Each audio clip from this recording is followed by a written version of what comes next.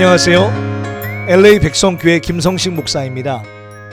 제53차 성령 컨퍼런스가 2월 19일부터 24일까지 인천 백성교회에서 진행될 예정입니다. 성령의 충만함을 받아 영혼육의 질병을 다 고침받고 새로운 인생을 살아가고자 결단하는 많은 사람들이 이 성령 컨퍼런스에 모이고 있습니다. 저도 여러 번 참석했었는데요. 너무나도 기적의 현장을 두 눈으로 목격하며 참으로 기쁨을 감추지 못했었습니다. 주님 주시는 힘으로 한계를 초월하는 능력과 힘을 공급받아 다시 한번 새로운 인생을 설계하고 나아가는 우리 모두가 되기를 간절히 소원하며 모든 분들을 정중히 초청합니다. 감사합니다.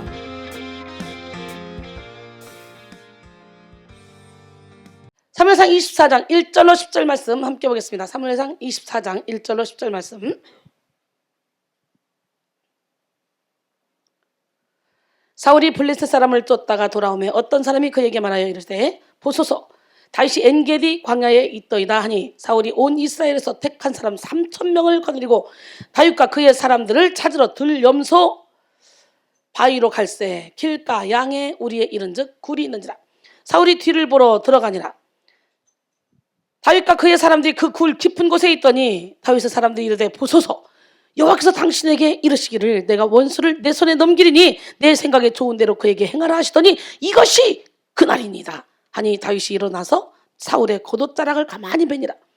그리한 후에 사울의 옷자락 뱀으로 말미암아 다윗의 마음이 찔려 자기 사람들에게 이르되 내가 손을 들어 여호와의 기름 부음을 받은 내 주를 치는 것은 여호와께서 금하시는 것이니 그는 여호와의 기름 부음을 받은 자가 됨이니라 하고 다윗이 이 말로 자기 사람들을 금하여 사울을 해하지 못하게 하니라. 사울이 일어나 굴에서 나가 자기 길을 가니라. 그 후에 다윗도 일어나 굴에서 나가 사울의 뒤에서 외쳐 이르되 내 주 왕이여 하매 사울이 돌아보는지라. 다윗이 땅에 엎드려 절하고 다윗이 사울에게 이르되 보소서 다윗이 왕을 해하려 한다고 하는 사람들의 말을 왕은 어찌하여 들으시나이까. 오늘 여호와께서 굴에서 왕을 내 손에 넘기신 것을 왕이 아셨을 것이니라. 어떤 사람이 나를 권하여 왕을 죽이라 하였으나 내가 왕을 아껴 말하기를 나는 내 손을 들어 내 주를 해하지 아니하리니 그는 여호와의 기름 부음을 받은 자이기 때문이라 하였나이다. 아멘. 예, 기름 부음으로 이루는 정체성과 영적 분별력이라는 제목으로 함께 은혜 나눌 때 다윗처럼 여러분들도 정체성을 가지시고 영적 분별력을 가지시고 예, 하나님이 기뻐하는 일, 하나님의 마음을 감동시키는 일을 하시는 기적의 주인공이 되길 원합니다.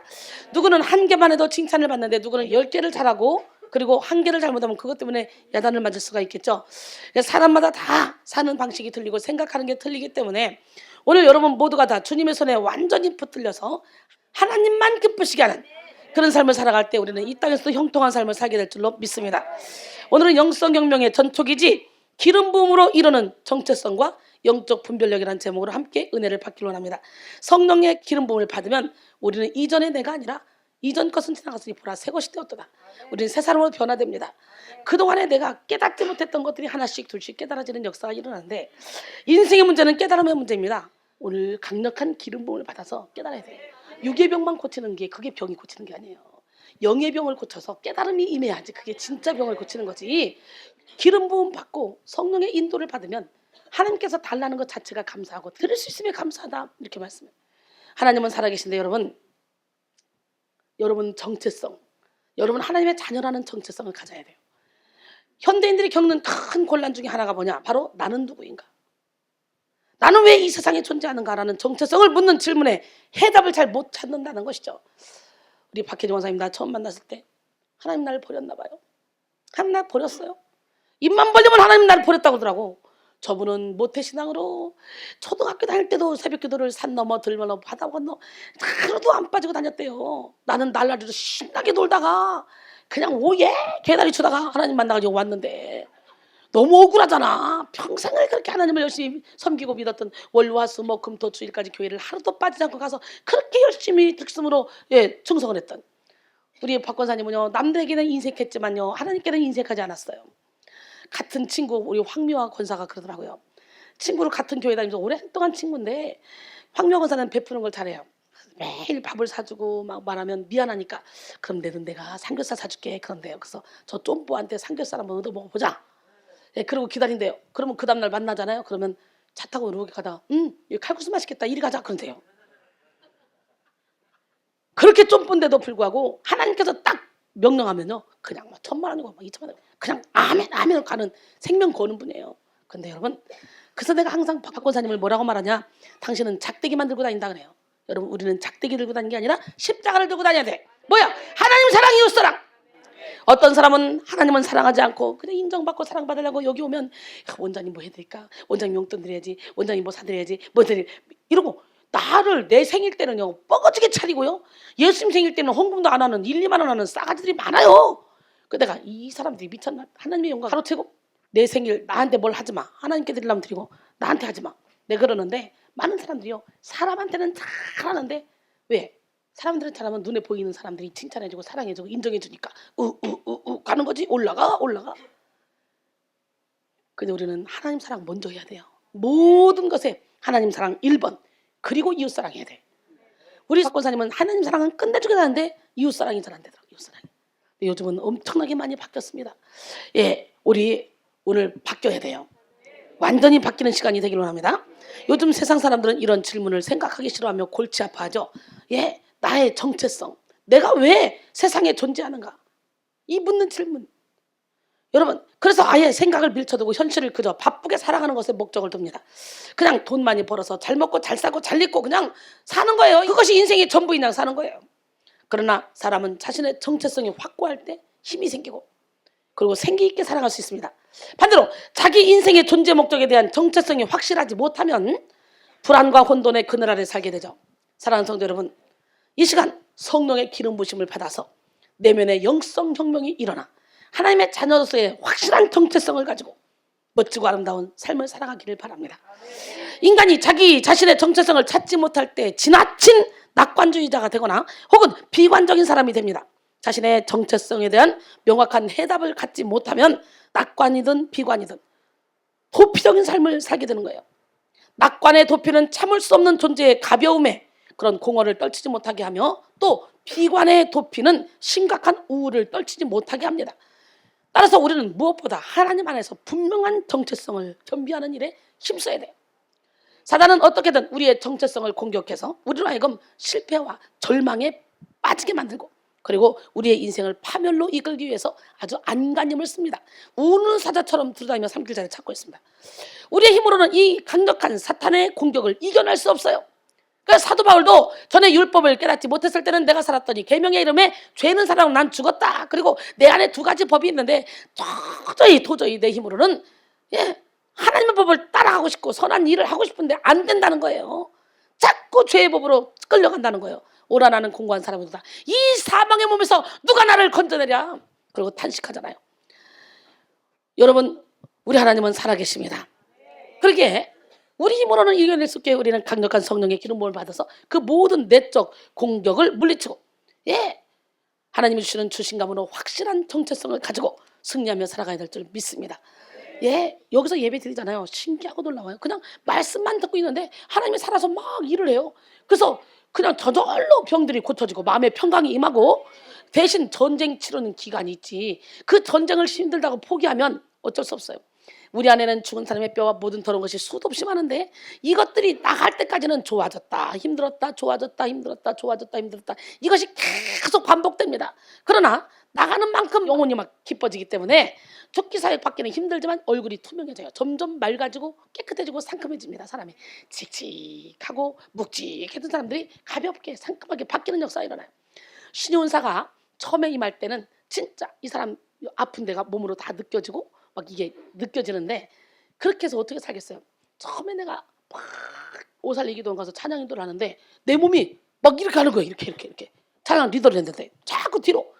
그래가지고 이 몸을 잡는다고 고생을 엄청 했습니다. 도대체 이게 뭐지? 그리고 그냥 진땀이 비질비질 40분 동안 찬양 인도하고 뻗었어요. 그 다음 주에 갔는데 이 몸이 이렇게 가지 않고 여기까지 오더라고. 3번째 갔는데 이게 이렇게 가더라고. 나중에 알고 보니까 거기가 환자들이 얼마나 많아. 내가 영이 열려주고 신윤사를 받았잖아. 그러니까 어둠의 영들이 날 공격했던 거예요. 근데 내가 1번, 2번, 3번째 내가 완전히 장악을 해버린 거지. 그래서 찬양 인도할 때 많은 영혼들이 막 기뻐 뛰며 그 제 테이프 정말 제일 많이 팔렸어요. 거기 오살리에서. 사람들이 막 살아나는 역사가 막 일어났어요. 근데요, 신기하죠. 집회를 가면 사람들이 아픈 게 내 몸에 다 와. 여러분, 여러분들의 아픈 게 내 몸에 다 오면 어떻게 되겠어요 이게? 집회할 수 있겠어요? 그냥 설교하는 것도 힘든데 한 사람 한 사람 각 사람의 아픈 걸 몸으로 다 느끼니까 죽을 것 같은 거예요 처음에. 그래가지고 뭐라 그러냐, 하나님이 선포하래요. 나았다고 선포하래요. 못합니다. 그러다가 안 고쳐지면 어떡합니까? 아, 이거 나는 못합니다. 나 뻥치고 싶지 않습니다. 그리고 끝까지 뭉겼습니다. 그랬더니 끝까지 아픈 거예요. 끝까지 하나님이 이기더라고요. 설교하는 내내 나는 쓰러질 것 같은데 빨리 선포해라, 빨리 선포해라, 못합니다, 선포해라, 못합니다, 선포해라. 이러다가 막판에 설교 끝날 쯤 돼서 지금 머리 아픈 사람 고침받고 있습니다. 허리 아픈 사람 고침받고 있습니다. 위장병이 고침받습니까? 내장암이 고침받. 여기요, 얘 감동 오는 대로 막 선포했어요. 몸에 오는 대로. 아, 그랬더니 놀래와 시작. 집회 끝나고 나가는데 사람들이 줄 섰어요. 뭐 때문에 줄 서? 간증하느라고. 아까 선포할 때 아멘 했더니 내가 20년 동안 두통으로 고통당했는데, 내가 오랫동안 위장병으로 고생했는데 속이 다 시원하고, 내가 막 역류가 있어서 가만히 있어도 막 뭐가 올라왔는데 그게 없어졌고 뭐 어쩌고 저쩌고 저쩌고 저쩌고 하면서 그냥 그 선포할 때 고쳤다고 사람들이 줄 서가지고 얘기하는 거예요. 사실은 그래서 제가 미국에 평신도 집사로 1년 6개월을 부흥회를 다닌 거예요.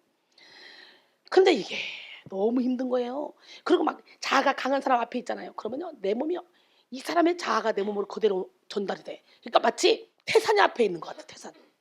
태산이 나를 짓누르는 것 같아. 숨이 콱콱콱콱 막히는 거예요. 이 과정이에요, 과정. 신용사 받는 과정. 그래가지고 숨이 안 쉬어지잖아요. 그러니까 자아를 내려놓으세요. 자아를 내려놓으세요. 그래서 같이 영적인 전쟁을 치러주는 거죠. 그러면서 제가 쭉 왔는데 한 사람씩 기도해주면, 그러니까 어떻게 되냐, 그냥 손끝 이렇게만 잡아도요, 이렇게만 잡아도 이 사람의 영이 나한테 다 전이가 돼서 이 사람의 영이 어떤지 다 느껴지는 거예요. 근데 이렇게만 잡아도요, 온몸에 땀이 펄펄 나고요, 영역이 확 쏟아져 버려. 껍질만 남아, 껍질만. 그 사실은 저는 지금 몸 관리를 해가지고 좀 좋아진 거지.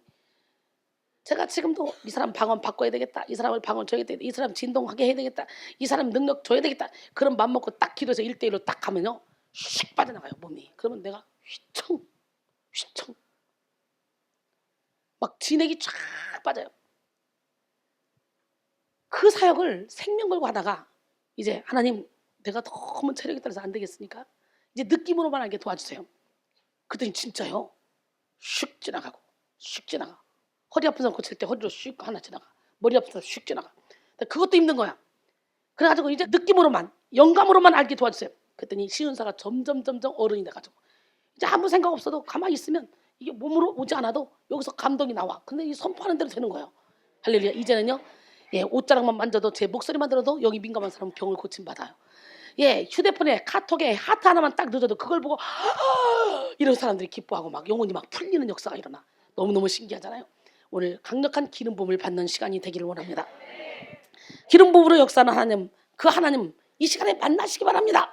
하나님의 역사는 영의 움직임이기 때문에 고정된 틀이나 제한된 패턴이 없습니다. 그러니까 내 틀 안에 갇혀서 하나님의 기름 부음을 받으려고 하면 안 된다는 거예요. 여러분, 틀을 다 깨부셔버리고 하나님이 언제 어떤 방법으로 우리에게 오실지 아무도 몰라. 전에는 제가 집회할 때요, 성령의 바람이 진짜 막 돌아다녀. 뭐 에어컨 틀었나? 몬트리올에서 집회하는데 바람이 너무 세게 부르니까 이거 뭐냐, 에어컨 틀었나? 그럼 서로가 다 쳐다봐도 없어. 그래, 사람들 앉아있는 그 의자 사이로 바람이 슉 지나가는 거예요. 그냥 우리는 막 그리스도 향기가 나갑니다. 그러면요, 영안이 뜬 사람이 봅니다. 천사들이 여기서 밖에서 막 향기를 막 뿌려. 그러면 전 성도, 아무리 무딘 성도라도 그리스도 향기를 맡는 역사가 일어나. 말씀에 검이 내려옵니다. 그러면요, 하늘에서 검이 쫙 하는 문이 열리면서 검이 척척척척 내려오는데, 어떤 사람은 그 검을 딱 잡아가지고 자기 안에 있는 죄와 싸우기를 떼글떼글 굴르면서 싸워. 그래서 우울증이 떠나가는 역사. 뭐 이런 역사들이 참 많았습니다. 옛날에는 그런 집회를 했어요, 제가. 근데 제가 이렇게 보니까 만약에 3박 4일 그런 집회를 하고 제가 나오면 영적으로 뚜껑을 확 열어놓은 상태에서 관리를 못 해주면 이 사람들이 영적 교만에 빠지게 되겠구나. 이게 겁이 나는 거예요. 그래서 지역마다 센터를 세워서 그런 사람을 관리해야 되고, 그리고 이제는 그런 사람들을 치료하려면, 그런 사람들을 진짜 참정을 만들려면 어떻게? 한두 번, 3박 4일, 일주일 해서 되는 게 아니라 꾸준히 영적 전쟁의 과정을 겪어서 장성한 분량에 이르게 해야 되겠다. 그래서 제가 사실은 부흥회를 안 나가고 이렇게 사람들을 모아놓고 하나님이 내게 맡겨준 영혼들을 영적인 거장으로 만드는 이런 일을 하고 있어요. 1년만 훈련 받으면 되겠지, 2년만 훈련 받으면 아니에요. 17년 훈련 받아도 아직 못 내려놓는 게 있잖아요. 근데 어떤 사람은 그냥 어린아이 같이 딱 내려놓으면 바로 하나님이 멋지게 쓰는데, 우리 원면전사 어리잖아요. 어린데도 지금 10년 차 훈련 받다 보니까 이제는 어떻게요? 제 생각하고 똑같아요. 그러니까 권세가 있어요. 그러니까 저렇게 예쁜 아가씨라도 누구라도 우리 원면전사 말에 토다는 사람이 없을 정도로 우리는 능력을 받아야 돼. 할렐루야. 하나님의 역사는 영의 움직임이기 때문에 고정관념이나 틀에 패턴이 없다 그랬죠. 요한복음 3장 8절에 보니까 바람이 임의로 불매 내가 소리는 들어도 어디서 와서 어디로 간지 알지 못하나니. 성령으로 난 사람도 다 그러네. 바람이 어디서 불어서 어디로 간지 모르는 것처럼 성령으로 난 사람도 그렇다는 거예요. 하나님은 물로, 바람으로, 불로, 구름으로, 안개로 등등 향기로 여러 가지로 역사하십니다. 진리의 말씀으로, 또 세밀한 소리로 역사하시고 기름 부음을 통해 역사하십니다. 하나님은 우리가 예측하지 못한 방식으로 역사하시고 우리가 가늠할 수 없는 형태로도 역사하십니다. 그러므로 우리는 하나님의 역사 앞에 마음을 열고 제한을 두지 말아야 돼요. 하나님은 우리의 지식, 상식, 논리를 초월하시는 분이에요. 그렇기 때문에 여러분 생각을 싹 내려놓고 어린아이 같이 하나님 앞에 매달리면 우리가 상상할 수 없는 영적인 세계가 환히 열린다는 거예요. 왕상 19장 11절로 12절을 보니까 여호와께서 이르시되 너는 나가서 여호와 앞에서 산에 서라. 누구에게? 엘리야에게 호렙산으로 이끌어 가신 다음에 엘리야가 굴 속에 들어가 있어요. 너 왜 아직도 여기 있냐? 너는 여호와 앞에 나가서 산에 서라 하시더니 여호와께서 지나가시는데 여호와 앞에 크고 강한 바람이 산을 가르고 바위를 부수나, 크고 강한 바람이 산을 가르고 바위를 부수면 하나님인 것 같잖아. 그죠? 바람 가운데 여호와께서 계시지 아니하고, 바람 위에 지진이 있으나 지진 가운데 여호와께서 계시지 아니하고, 또 지진 후에 불이 있으나 불 가운데도 여호와께서 계시지 아니하시더니 불 후에 세미한 소리가 있는지라. 대체적으로 임재는 구름, 바람, 불, 지진 등으로 오잖아요. 그런데도 불구하고 여러분, 우리의 고정관념의 틀을 깨부시기 위해서 그 모든 과정을 지난 후에 세미한 소리를 통해 하나님이 나타나셨어. 그러나 동시에 하나님의 주된 역사 방법을 이해함으로 하나님의 나타나심을 우리는 깨달아야 되는데요. 구름으로 역사하신 하나님, 안개로 역사하신 하나님, 물로 역사하신 하나님, 불로 역사하신 하나님, 바람으로 역사하신 하나님, 세미한 음성으로 역사하신 하나님, 내적 증거로 역사하신 하나님, 말씀으로 역사하신 하나님, 향기로 역사하신 하나님, 여러 가지 다양하게 역사하시는 하나님을 우리는 알아야 돼요. 특별히 오늘 설교를 통해 기름 부으심으로 역사하시는 하나님의 방법을 명확하게 깨닫는 시간이 되기를 바랍니다. 에스겔 36장 25절로 28절 맑은 물을 너에게 뿌려서 너희로 정결하게 하되 곧 너희 모든 더러운 것에서와 모든 우상숭배에서 너희를 정결하게 할 것이며, 또 새 영을 너희 속에 두고 새 마음을 너희에게 주되 너희 육신에서 굳은 마음을 제거하고 부드러운 마음을 줄 것이며, 또 내 영을 너희 속에 두어 너희로 내 율례를 행하게 하리니 너희가 내 규례를 지켜 행할지라. 아멘. 내가 너희 조상들에게 준 땅에서 너희가 거주하면서 너희는 내 백성이 되고 나는 너희 하나님이 되리라 그랬어요. 할렐루야. 오늘 강력한 기름 부음을 받읍시다. 우리 수민이가 제식이 동생 여기 오자마자 전날부터 환상을 봤죠. 제식이도 동일한 날 똑같이 환상을 봤다 그래요. 근데 우리 수민이가 2017년 여름 성령 컨퍼런스 때 본 환상입니다. 말씀을 전하시는 목사님 뒤에서 불기둥, 구름기둥을 보았습니다. 제 뒤에 그냥 불기둥, 구름기둥, 불기둥, 구름기둥 이 순서로 딱딱 불기둥, 구름기둥이 있는데요. 왼쪽 불기둥과 구름기둥 사이에서는 성령의 기름이 폭포수처럼 흘러내리고 있었고요. 설교 듣는데 눈 뜨고 보는 거예요. 할렐루야. 또 오른쪽 기둥들 사이에서는 생명수가 흘러내리고 있었습니다. 한쪽에서는 성령의 기름이, 한쪽에서는 생명수가 계속 구름기둥, 불기둥, 구름기둥, 불기둥 사이사이에서 계속 나오고 있었다는 거예요. 할렐루야. 여기서 눈 뜨고 예배 드리면서 막 생수의 강이 넘쳐나서 생수로 확 적셔지는 그런 걸 보는 사람들이 많아요. 행복하겠어, 안 행복하겠어? 여러분들 마음을 활짝 열고 은혜를 받으면 하나님께서 이런 놀라운 초자연적인 능력으로 역사하실 줄 믿습니다. 그것들은 불과 구름 기둥 사이에서 흘러내려가서 예배당을 가득 채웠습니다. 가장 가운데 공간에는 천국으로 올라가는 흰 계단이 있었는데 그곳에서부터 기분 좋은 바람이, 보니까 불도, 구름 기둥도, 불 기둥도, 생수도, 기름도, 이제는 바람까지 다 동원했네. 한 번의 환상으로 이렇게 한꺼번에 다 보는 역사가 일어나. 한가운데 뭐가 있었다고? 계단. 근데 그곳에서부터 기분 좋은 바람이 불어왔습니다. 선풍기 바람일까? 라고 생각을 했지만 선풍기 바람이라고 하기에는 너무도 따뜻하고 온화한 느낌의 바람이었습니다. 그래서 이것이 바로 성령의 바람이구나 라고 깨달았습니다. 이곳에서 천사들이 하나둘씩 나오더니 놀래봐 시작. 천사들이 나오더래. 근데 교회 천장에 모여서 목사님의 말씀을 듣고 있었습니다. 저는 이걸 알기 때문에 지금 여러분의 숫자가 몇 명이든 관계가 없어요. 여러분의 숫자가 몇 명이든 천군 천사가 이 빈자리 꽉 메우고 있다는 걸 알기 때문에 아예 천장에도 앉아서 지금 쳐다보고 있어요. 그렇기 때문에 나는 최선을 다하는 거예요. 할렐루야. 왜? 하나님이 이순이가 어떻게 설교해야 돼? 사람 없다고 대충 하되 열심히 하되 또 물어보실 거니까. 보시기도 하겠지만 천사들에게 또 사자들을 보내가지고 또 물어보기도 하겠지. 교회 천장에 모여서 목사님의 말씀을 듣고 있었습니다. 목사님의 말씀을 선포하실 때 목사님의 입에서 옥구슬 같은 것들이 막 떨어지고 있었습니다. 할렐루야. 그것들을 보면서 저는 저 귀한 말씀이 바닥에 떨어지면 안 되는데 그렇게 생각하고 있었는데 웬일입니까? 그 순간 천장에 있던 천사들이 가루를 가져와서 떨어지고 있던 그 옥구슬들을 확 딱 받았습니다. 할렐루야. 모두 자루에 담아가지고 한 천사당 한 자루씩 어깨에 메고 있었고 성도분들은 스파이더맨이 거미줄을 뽑아 물건을 낚아채듯이 자신에게 가져오듯이 이렇게 그 옥구슬을 각자의 심령 속으로 끌어당겨서 가져가서 영의 양식을 채우고 있었습니다. 여러분들도 지금 채우고 있죠? 그리고 목사님이 나 예뻐? 매력이 또? 등 하나님을 향해 애교를 부리시거나 하늘을 보고 이렇게 해맑게 웃으실 때마다 하나님께서 아버지의 미소로 목사님을 바라보고 계셨습니다. 또 목사님의 말씀을 듣고 있는 저희들 또한 사랑스러워서 못 견디는 표현으로 우리를 바라보고 있었습니다. 설교 시간마다 최고의 영양식을 여겨주시고 이렇게 새롭게 변화시켜 주시는 목사님 감사합니다. 목사님을 통해 기름 부음이 무엇인지 깨달을 수 있었고 주님의 일하심을 경험할 수 있어서 너무 행복합니다. 환상을 보여주신 주님께 감사드리며 이 모든 영광 하나님께 올려드립니다. 할렐루야. 이런 간증을 수도 없이 봐요. 우리 수민이하고 제식이하고 우리 나인의 자매하고 또 몇 명이 있어요. 우리 교회에 이런 걸 눈뜨고 보는 사람. 우리 하나님은 참 멋쟁이에요. 영적인 세계는 우리가 아는 만큼 누릴 수 있습니다. 진리를 아는 만큼 자유로울 수 있고 영적인 복을 아는 만큼 누릴 수 있으며 또 권능을 아는 만큼 나타낼 수 있습니다. 사람은 자기가 아는 만큼만 가르칠 수 있잖아요. 기름 부음은 하나님이 택하셨다는 사인이며 하나님의 역사하시는 방법입니다. 구약의 시대는 하나님은 사람이나 성소에 기름을 부어서 그 대상을 거룩하게 구분하셨잖아요.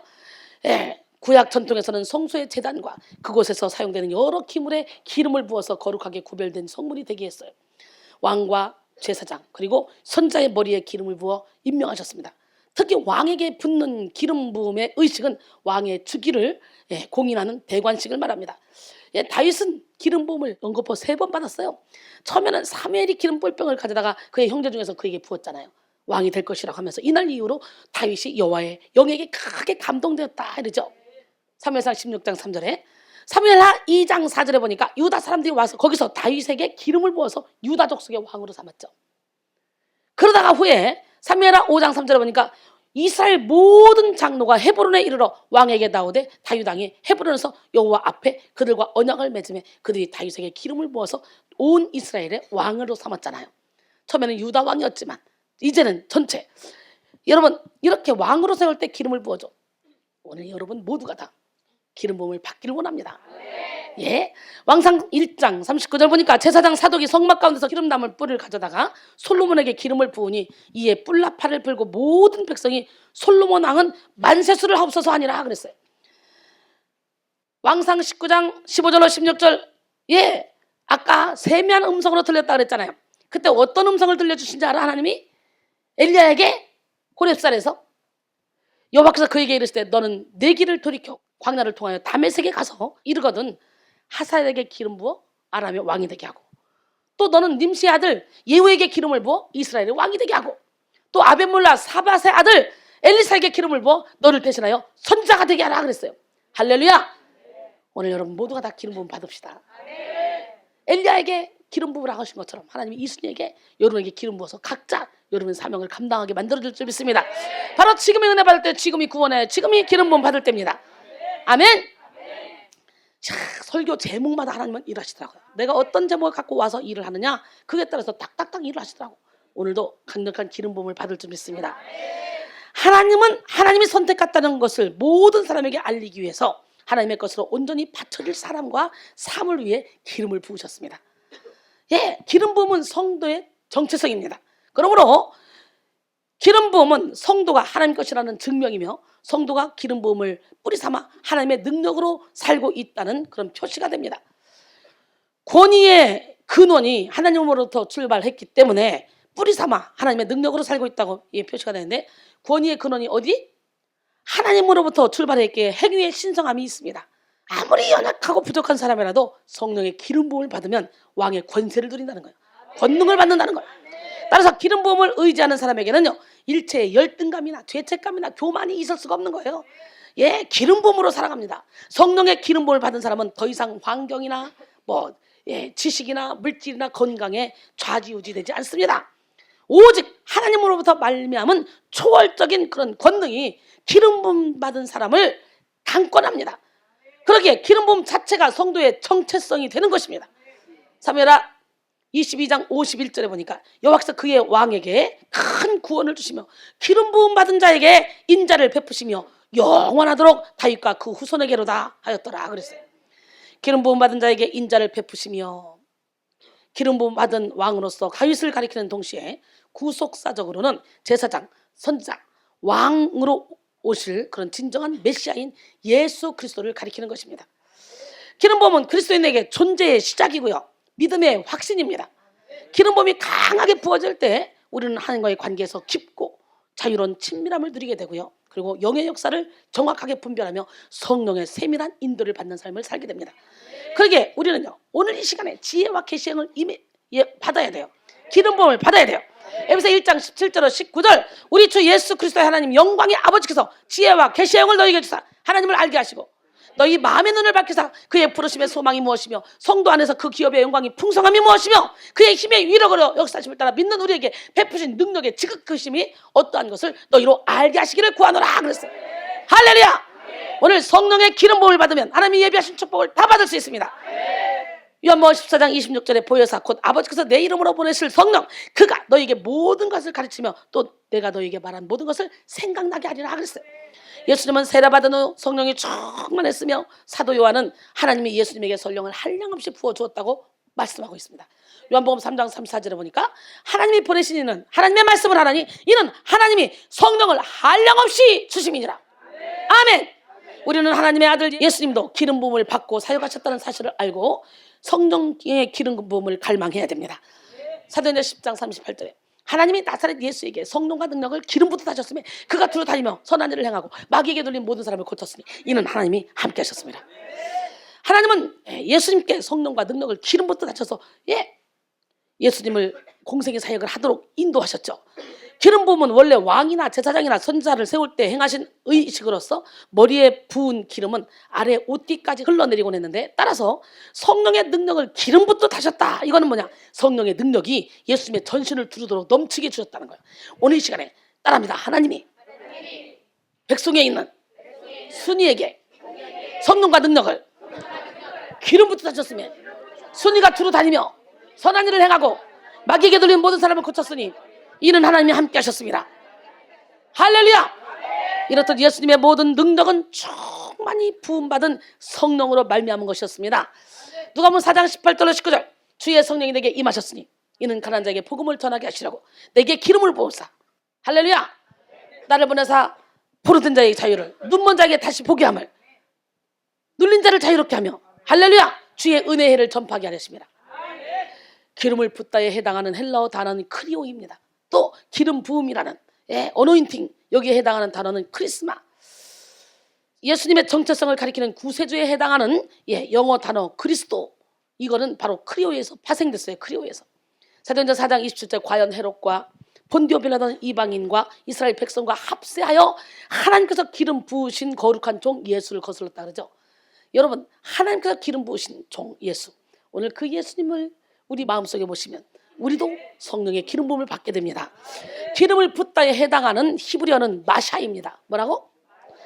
마샤에서 아람어 메시카가 영어의 메시아가 파생됐다는 거예요.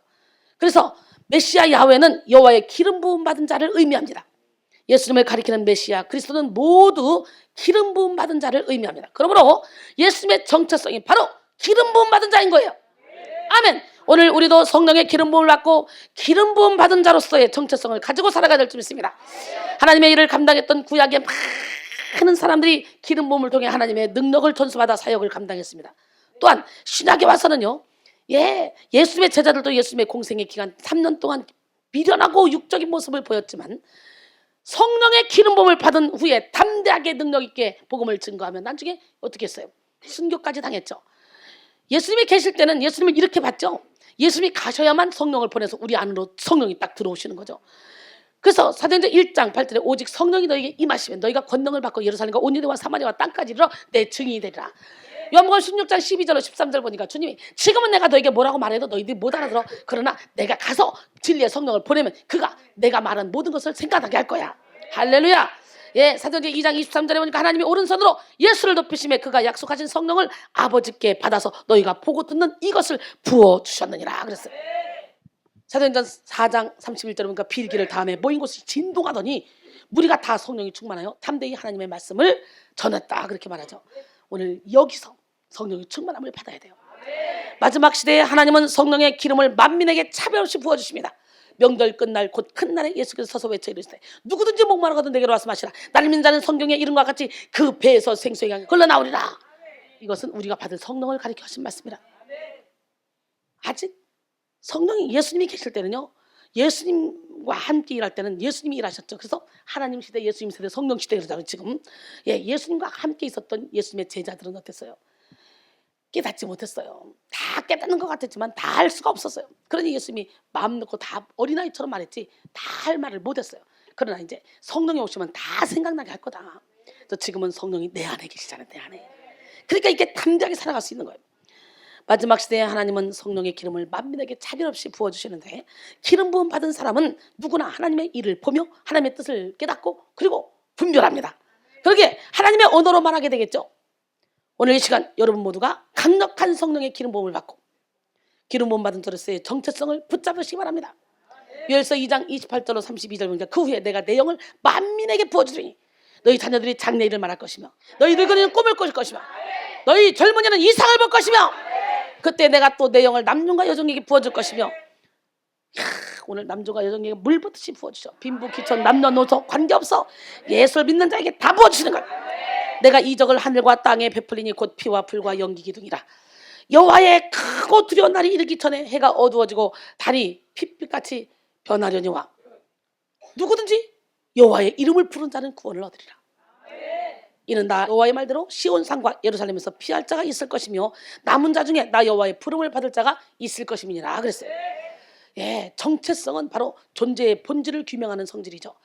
정체성은 상당 기간 동안 일관되게 유지되는 고유한 실체로서의 자기에 대한 그런 주관적 경험을 포함하는 뜻입니다. 사람은 어떤 정체성을 가지고 살아가느냐에 따라서 각자 다른 인생을 살아갑니다. 고아의 정체성을 가진 사람은 고아처럼 살고요. 하나님의 자녀로서의 정체성을 가진 사람은요, 당당하게 하나님의 권세를 누리며 살아갑니다.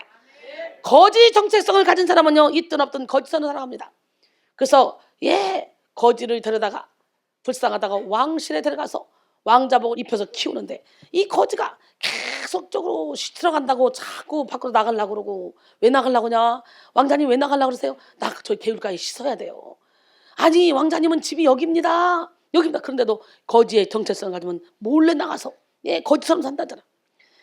또 노예의 정체성을 가진 사람은 높은 직위를 가졌을지라도 노예처럼 살아갑니다.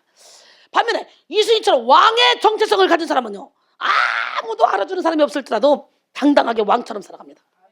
제사장의 정체성을 가지고 살아가는 사람은 어떤 상황 가운데서도 거룩한 메신저로 삶을 살아갑니다. 저 아닙니까? 여러분의 정체성은 무엇입니까? 베드로전서 2장 9절에 보니까 너희는 택하신 족속이요 왕같은 제사장들이요 거룩한 나라요 그의 소유가 된 백성이니 이는 너희를 어두운 데서 불러내어 그의 기이한 빛에 들어가게 하신 이의 아름다운 덕을 선포하게 하려 하심이라 그랬어요. 그 무엇보다 권세 있는 정체성은 기름 부음 받은 자로서의 정체성입니다. 기름 부음 받은 자로서의 정체성을 가지고 살아가는 사람은요, 그 어떤 박사, 어떤 재벌, 어떤 인기보다도 더욱더 거룩한 자존감을 가지고 아무것도 없는 자 같으나 모든 것을 다 가진 자처럼 흔들리지 않는 삶을 살게 됩니다. 고린도서 6장 8절 10절 보니까 우리는 속인 자 같으나 참되고 무명한 자 같으나 유명한 자요, 죽은 자 같으나 보라 우리가 살아있고 징계를 받는 자 같으나 죽임을 당하지 아니하고 근심 많은 자 같으나 항상 기뻐하고 가는 자 같으나 많은 사람을 부욕하고 아무것도 없는 자 같으나 모든 것을 가진 자니라. 죄가 그렇게 살고 있잖아요. 죄가. 할렐루야. 이사야 26장 3절. 주께서는 심지가 견고한 자를 평강하고 평강하도록 지키시리니 이는 그가 주를 신뢰함이라 그랬어요. 하나님은 기름 부음 받은 자로서의 정체성을 가지고 살아가는 사람을 사랑하시고 보호하십니다. 기름 부음 받은 자로서의 정체성을 가지고 사는 사람은요, 두려울 것이 없어요. 불가능이 없어요. 그 어떤 것에도 매이지 않습니다.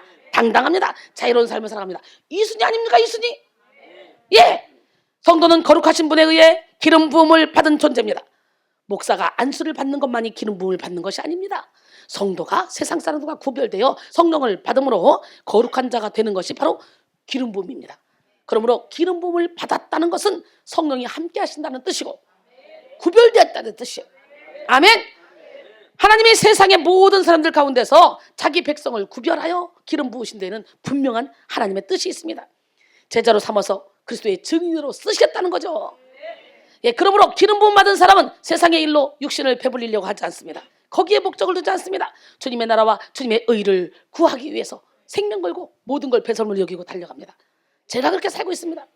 하나님께 영광을 돌리며 하나님의 뜻을 이루는 삶을 사는 저와 여러분이 되기를 원합니다. 성도는 기름 부음 받은 자로서 정체성을 가지고 기름 부음으로 인한 힘으로, 기름 부음으로 향하는 방향으로, 기름 부음을 위한 사모함으로 살게 되는 것입니다.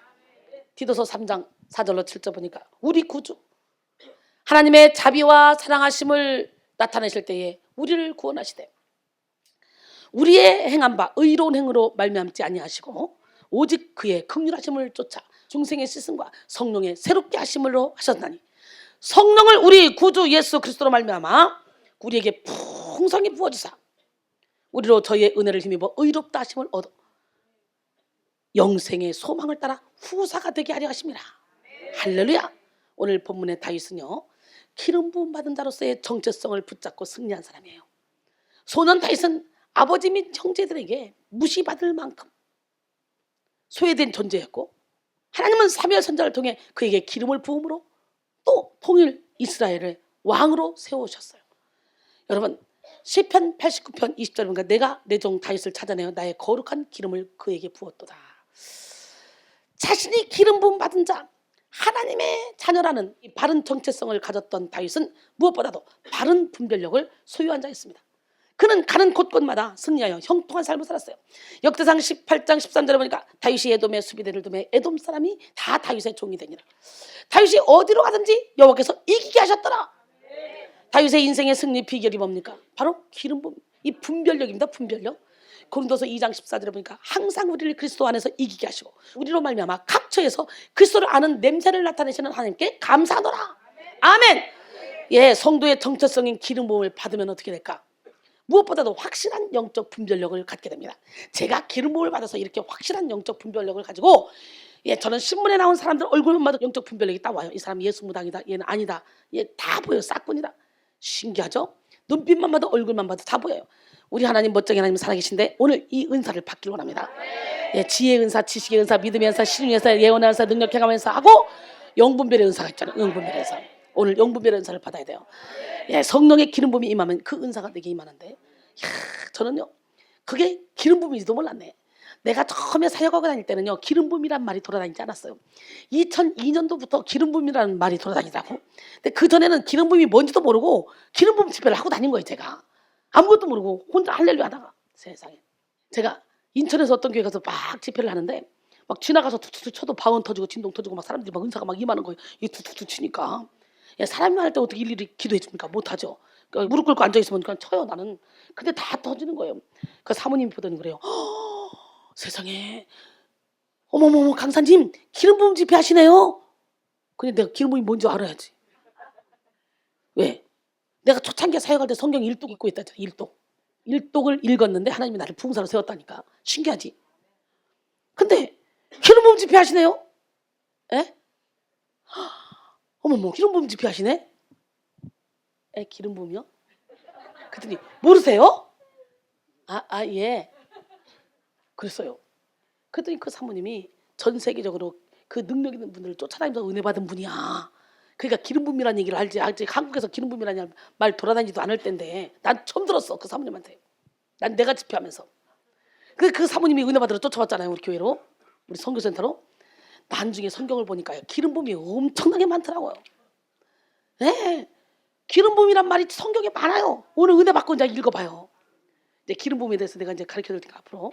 근데 이야, 이사야 61장 1절로 3절까지 말씀이 주 여호와의 영이 내게 내리셨으니, 예수님이 그 말씀을 인용해서 누가복음 4장 18절로 19절 오늘 본문 말씀을 하신 거예요. 그 말씀을 인용해서 기름 부음이 내게 임하시니 뭐예요?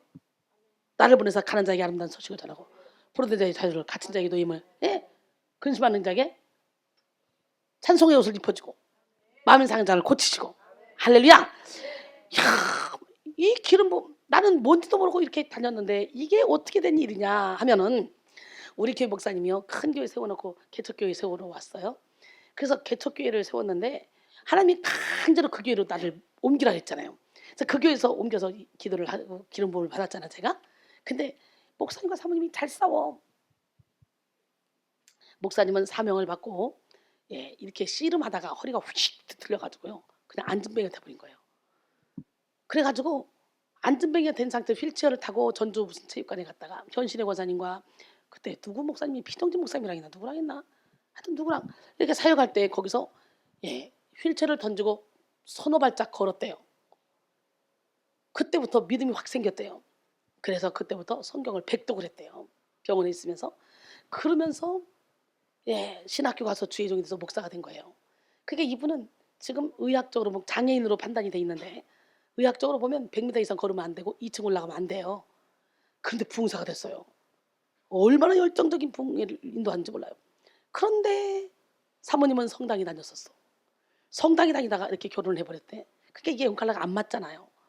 안 맞는데 사모님은 다고 여보 내 옆에만. 우리 목사님 부흥사고 생명을 걸으니까 그냥 전 세계로 다니면서 부흥회를 인도하고 다니는 거예요. 그러면 사모님이 부흥회 못 가게 하려고 와이셔츠를 다 그냥 하이타이 다 담가놓든지, 부흥회 갔다 오면 못 들어오게 한겨울에도 환자인데 목사님이 문 다 걸어놓고 못 들어오게 하든지, 뭐 이렇게 핍박이 많았어요. 그리고 뭐 매일 부흥회를 다니니까 개척교회니까 이제 사모님이 차운행을 하는 거예요. 부목사가 있지만 사모님이 차운행을. 근데 승질나면 차운행도 안 해. 우리 교회는 작정을 참 많이 했는데 기도를 많이 하는 교회니까. 그러니까 얼마나 힘들게 그렇게 목회를 하셨는데, 하나는 사모님이 전화가 왔어. 여보세요? 그러면서 막 목사님을 욕을 해야 되는데 막 엄마 막 노그 베이비부터 시작해서 막 18 막 해가지고 막 해야 되는 거예요. 열받아가지고 그러면 이혼한대요. 저 인간하고 못 산대요. 사모님 속 터지겠다. 일단 와. 그때 본고자 슉 몰고 왔어요. 그래서 나는 그 당시에, 목사님은 그 당시에 동대문 가서 3만 원짜리 양복에 입을 때고 나는 백화점 가서 100만 원짜리 옷을 사 입을 때예요. 수준 차이가 엄청나죠. 목사님은 그 당시에 스텔라 똥차 타고 다녔고 나는 중형차 좋은 거 타고 다녔을 때예요. 근데 사모님이 나오셨어. 일단 사우나로 모시고 갔어요. 사우나로 가서 떼비는 언니한테 사모님을 데려가서, 언니 우리 사모님 너무 몸매 이쁘지? 오늘 마사지 쫙 멋있게 해줘요. 내가 어떻게 내 몸을 남에게 맡겨요? 돈이 얼만데? 난 못해요. 뭐 금태 둘렀나? 강제로 눕혀놓으니까 마사지 떼밀어서 마사지 쫙 하니까 기분이 좋아 안 좋아? 째지지. 그리고 나서 딱 사모님 알다시피 내가 얼마나 바빠. 나 바빠서 옷 사입을 힘도 없네. 내가 백화점 가서 옷을 입어봐야 되는데 옷 입어볼 체력이 없어. 사모님이 대신 좀 입어줘. 스트레스 해소할 겸. 그래가지고 백화점 가 롯데백화점 가서, 예, 그 당시에 시스막스가 그 당시에 70몇만 원씩이었어요. 70만 원짜리 모델에 딱 걸어 있는 거. 사모님 이거 이뻐? 이거 이뻐? 이거 이쁘네. 입어봐. 딱 입었어. 마음에 들어? 예쁘네. 뒤에서 계산은 딱 하고, 사모님 갑시다. 어딜 가? 이걸 벗어야지. 벗긴 뭘 벗어? 하나님이 주신 거니까. 나도 돈 없어. 긁었어 그냥. 그럼 주책이야. 예, 주님이 책임지는 게 주책이잖아. 예, 신경 쓰면 가. 무슨 소리야? 나 10만 원짜리 이상 옷을 사 입어본 적이 없어요. 아이고 이거 뭐니? 아유 떠들지 마. 하나님 주신데 왜 그래? 갑시다. 팔짱 끼고 횟집으로 가요. 개척교 목사님이 사모님 뭐 그때 화장품도 샘플로 얻어서 쓰고 그럴 때인데 가가지고 회 쫙 시켜놓고 사모님 시켜 먹어. 그러면 이제 사모님이 거기서부터 이제 막 목사님을 이제 터놓고 막 욕을 하기 시작하는 거지. 막 이제 아주 그럴 때 그러지 마세요. 그러면 마음문 닫아요. 일단 마음이 다 열렸잖아. 먹여주고 입혀주고 씻겨주고 했으니 마음이 쫙 열렸잖아. 그 다음에 다다다다다다 말할 때까지 그냥 말하도록 쫙 펴놔. 그러면 맞장구 쳐주지. 그렇구나. 그렇구나. 목사님 나빠. 그래. 목사님 그러면 안 되지. 하여튼 목사님은 가족은 생각 안 하고 그냥 자기 과시하려고 바쁘지. 사례비 받아서 기분 내키는 대로 그냥 갖다 마음대로 쓰고. 아유 나쁜 목사님이야. 그렇지. 맞장구로 막 쳐줍니다. 그럼 막 더 신나지. 더 신납니다. 그럼 나는 어떻게 하냐. 이제 사모님이 깨달을 때까지 기다리는 거야. 정신 차릴 때까지. 정신을 차리면 이제 죽는 거야. 사모님은 이제. 내가 옛날부터 리더십이 있어가지고 또 그때가 기도를 엄청나게 할 때잖아 내가. 그러니까 놔두는 거야. 막 신나게 막 해대는 거야. 계속 맞장구 쳐. 그랬더니 어느 순간에 정신이 났어 이 사모님이. 1시간 2시간 떠들다 보니까 이제 다 풀어놓으면 정신이 나왔나? 정신이 났어. 그런데 있잖아요. 그래도 우리 목사님 같은 분이 또 없어요. 이래. 이제 그때 내가 이제 들어가는 거야. 사모님. 그래. 목사님은 어쩔 수 없어. 그 사명을 받았으니 그 일을 안 하면 목사님은 죽어. 2층 3층도 못 올라가는 목사님인데. 근데 사모님이 언제까지 목사님한테 맨날 다고다고 할 건데. 사모님이 얼마나 사랑하는데 이 사랑을 왜 못 받아. 사랑 불감증이 걸려가지고 당장 가서 목사님한테 잘못했다고 빌어요. 막 하면 네. 그리고 집에 가는 거예요. 아까는 막 혈기가 나가지고 이래가지고 운전하고 왔는데 봉고차 운전을 갈 때는 막 기쁘게 막 이래가지고 집에 갔네. 하루 종일 승질내고 나간 여자가 저녁 때 왔는데 삐까뻔쩍 했는데다가 옷은 멋있게 입고 막 얼굴은 환하게 펴가지고 막 이러고 왔네. 목사님이 놀래겠지. 이게 뭐야 이 여자가 지금 뭐야 이게. 여보 내가 사모 되기를 진짜 잘했나 봐. 여보 정말 고마워. 앞으로 잘할게. 여보 정말 당신이 아니면 내가 어떻게 이런 복을 받겠어. 나 있잖아 머리 털라고 처음으로 때밀이한테 때를 밀어왔어. 마사지도 받았다. 피부 좋지. 근데 있잖아 이 옷 얼마짜리 줄 알아? 이거 70만 원짜리야. 세일해서 50만 원 줬어. 이수 집사가 나 오늘 회도 신나게 먹었다. 와 여보 정말 고마워. 다시는 안 그럴게. 집안이 확 풀리는 거예요. 주의 종의 가정을 기쁘게 하고 주의 종을 기쁘게 하면 그거는 향기로운 제물로 올라가요. 그러니까 우리 담임 목사님한테 소리 지르는 사람은 나밖에 없어요. 아니 이게 웬일입니까? 목사님이 전화가 왔어요. 아유 세상에 지혜도 있지. 뭔 지혜야. 돈 100만 원 썼는데 그 당시에. 그 당시에 20몇 년 전에 100만 원 썼다고 하루에. 나 그 당시에 한 달에 막 용돈이 2천만 원씩이었어요. 지금 너무 얌전하고 주님 때문에 내가 거지처럼 사는 거야. 근데도 불구하고 사람들이 다 해주네. 그냥 나의 수준에 맞게. 그래가지고 목사님이 그래요. 아유 어쩜 이렇게 지혜로워요 사람이. 아유 목사님 그런 소리 하지 말고 사모님한테 잘 좀 하세요. 잘 좀 해. 소리를 꼭 질렀어요. 그거를 끝나면 아무 재미없어요. 그날 밤에 자는데 일단 놀래봐 시작. 네 이렇게 하라면 해. 어린아이처럼. 이유가 뭐냐. 그 놀랄 때 아랫배 호흡이 나가면서 어둠이 같이 나가. 저는 지금 설교를 하면서 연기를 하면서 축사를 같이 하는 거야. 배 눌러서 꼭 축사해야만 축사가 아니야. 그냥 예배 드리는 중에 웃고 즐기는 사이에 귀신 떠나고 병이 고쳐졌고 맘에 막 기쁨이 막 생수의 강이 넘쳐나는. 놀래봐 시작. 세상에 밤 12시부터 침대에 누웠는데 내 몸이 어떻게 되는 줄 알아? 전신 진동해서 어머머머 이건 뭔 일이야 이건. 그러던 영육이 분리가 돼. 여러분 영육이 분리돼 봤어? 이야 나는요 목사님 가정을 선대하면서 처음으로 하나님이 그렇게 기뻐 받으시는 거. 영육이 처음으로 분리됐어요. 그 내가 주의 종이라면 누구라도 다 선대하잖아. 그러나 싹군을 선대하면 안 돼. 싹군 선대하는 것은 뭐야? 이거는 마귀 나라를 확장시키는 거예요. 영적 분별력을 가져. 에휴 우리 교회가 큰 교회니까 여기 내가 오래 다녔으니까 아이고 작 봐서 싹군이거든. 여러분 영혼 살려면 맹인이 맹인을 위하면 둘 다 구덩이에 다 빠지는 거야. 세상에 막 침대에서 이러는데 영육이 분리됐는데 내가 꽃가마를 타고 올라가는 거야. 천국에 꽃가마를 타고. 내가 꽃가마를 타고 올라갔는데 꽃가마를 타고 올라가서 예수님 앞에 딱 무릎 꿇고 있는 거예요, 내가. 근데 이게 웬일이에요? 예수님이 이슬 같은 사랑을 부어주는 거예요. 이슬 같은 사랑. 그게 기름 부음이었어. 나 몰랐어. 나중에 알았다니까. 내가 기름 부음 집회를 막 하고 다니는데 사람들이 어머나 기름 부음 집회 하나. 기름 부음을 받았잖아 제가. 세상에 막 침대에서 이러는데 영역이 풀리는데 내가 꽃가마를 타고 올라가는 거예요. 천국의 꽃가마를 타고. 내가 꽃가마를 타고 올라갔는데 어머, 알고 보니까 그게 기름 부음이었어. 이슬 같은 사랑이 여기서 이슬비처럼 쭉 내리는데 이걸 표현할 길이 없는 거예요. 너무 행복한 거예요. 잠잘 때가 아니에요. 누워서 잠자려고 누웠는데 내가 갑자기 몸이 진동하더니 영역이 분리됐어. 우리 대구의 김용수 권사가 나하고 똑같이 체험했잖아 이거를요. 침대에서. 오늘 침대에서 그런 일이 일어날지어다 아주. 아멘. 네? 이야, 그래가지고 영역이 싹 분리됐는데 이게 웬일입니까? 너무너무 행복한 거예요. 근데 우리 신랑은 어떤 사람인 줄 알아요? 착각 시계 초침 소리를 못 들어서 우리 집 시계를 다 죽여놓은 사람이에요. 그래서 우리 신랑은요 화장실에서 소변을 놓고도 물을 못 내려요. 모아놔야 돼요. 유광처럼. 그 정도로 예민한 사람이라고. 그런데 같이 침대 잤는데 내가 요도도도 하고 있으니 우리 신랑이 어떻게 되겠냐고. 근데 영적으로 깊이 들어갔는데 누가 건드리면 어떻게 돼? 육으로 다시 돌아오잖아. 영이 안 되잖아. 근데 너무너무 영적으로 깊이 들어가니까요 건드려도 관계없더라고. 놀라봐 시작. 우리 신랑이 자기야 왜 그래? 나 지금 하나님 만나고 있어. 나 건드리지 마. 자기 왜 이래? 아 참나. 나 지금 하나님 만나고 있다고. 아 이제 우리 신랑이 본격적으로 밀어붙이네. 자기야 왜 그러는데? 놀래가지고 나 지금 하나님 만나고 있다고. 저 내려가. 나 하나님 만나고 있다고.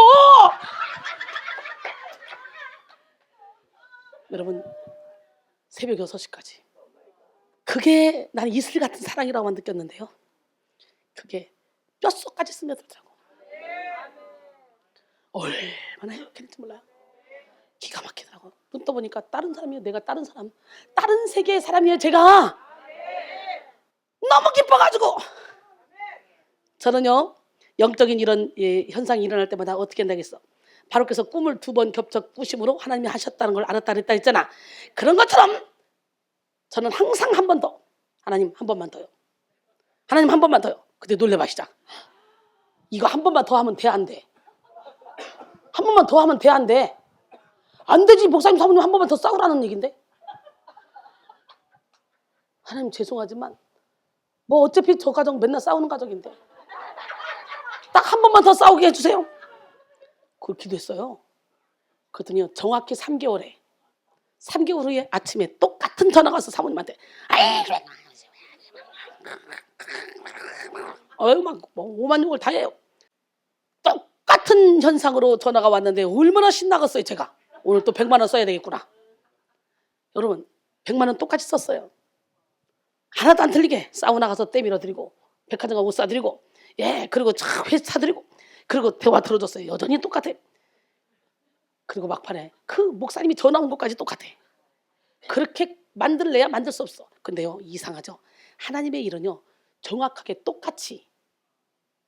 저는 그래서 그렇게 하나님을 만날 때는 2번, 3번 항상 똑같은 방법으로 보고 듣고 그래요. 그날 밤에 어떻게 되겠어? 밤 12시부터 또 시작했어. 토시 하나 안 틀리고. 와, 세상을 그렇게 좋아하고 노는 걸 그렇게 좋아하고 사람을 그렇게 좋아하는 제가 24시간 360일 시간만 되면 설교 준비하고 영상 작업하고 여기 올 때도 항상 잠옷 입고 오잖아. 잠옷 입고 여기서 여기까지 올 때 옷 갈아입고 이거 거는 거지. 이거 딱 걸고 설교 끝나고 딱 들어가면 이거 다 풀어헤치고 잠옷 입고 와서 여러분 안수해 주잖아. 아무것도 제게는 필요 없어요. 걔 눈에는 똥만 보인다고 제 눈에는 영혼만 보여. 저는 제가 그렇게 기름 부음 받은지 몰랐고 제가 그런 기름 부음 집회하는지 몰랐어요. 근데 진짜 지나가기만 해도 그런 역사가 막 일어나. 야, 캐나다에서 토론토에서 집회를 끝내고 뉴브런스윅에 가는데 거기서 14시간을 운전하고 가야 돼요. 근데요 토론토에 있는 성도들이요 한겨울이었어요. 한겨울.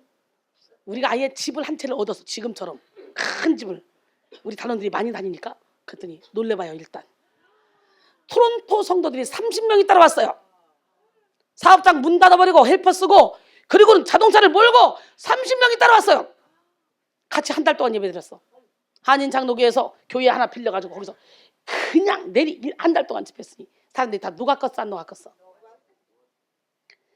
이야, 어마어마한 역사들이 막 일어나. 하나님이 열면 닫을 자가 없습니다. 하나님이 닫으면 열 자가 없습니다. 나는 여러분 모두가 다 열정적으로 하나님께 매달리고 또 매달리시기 바랍니다. 여기 와서 20일 하는데 그 20일을 올인 못하는 그런 단원이라고 하면서 20일 올인 못하는 사람들 정말 존경스러워요. 이해가 한 번만 예배를 드려도 이 한 번의 예배가 얼마나, 제가 말을 또 빨리 하잖아요. 얼마나 또 알찹니까? 이걸 어떻게 놓칩니까? 저는 365일 항상 설교를 하면서도 아우 이렇게 설교가 좋니? 아우 이렇게 설교 좋니? 난 이러는데 막 난 내가 설교해서 내가 은혜를 받는데.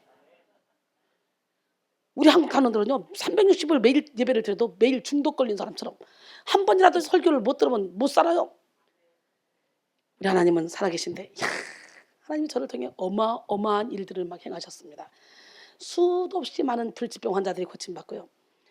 상상을 초월하는 일들, 평생을 신앙생활에도 하나님을 못 만났던 사람들을 하나님이 저를 통해 어마어마한 일들을 막 행하셨습니다. 수도 없이 많은 불치병 환자들이 고침받고요. 상상을 초월하는 일들, 평생을 신앙생활에도 하나님을 못 만났던 사람들을 저를 만나서 하나님을 만나. 오늘 이 시간에 여러분 지금 만나야 돼. 지금이 은혜 받을 때요. 지금이 구원의 날이요. 지금이 하나님을 만날 때요. 지금이 내 이론을 깨질 때요. 지금이 내 틀을 무너뜨리고 기름 부음 받을 때입니다. 할렐루야. 예, 기름 부음을 받은 다윗은 기름 부음 받은 자라는 그런 정체성을 겸비해서 상황을 분별할 수 있는 능력 또한 소유했잖아요. 그는 분별력을 가지고 싸움에 임했기 때문에 늘 백전백승의 승부사였습니다. 저 역시 마찬가지예요.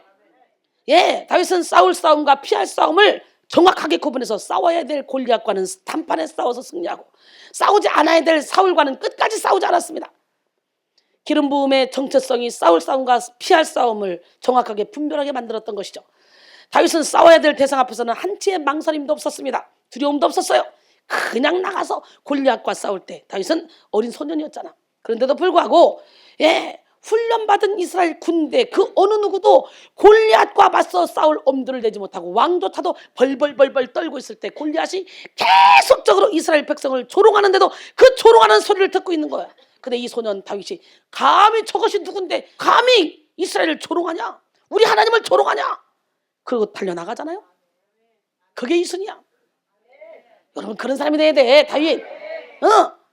사무엘상 17장 45절로 48절 다윗이 블레셋 사람에게 이르되 너는 칼과 창과 단창으로 내게 나오거니와 나는 만군의 여호와의 이름 곧 내가 모욕하는 이스라엘 군대 하나님의 이름으로 내게 나아가노라.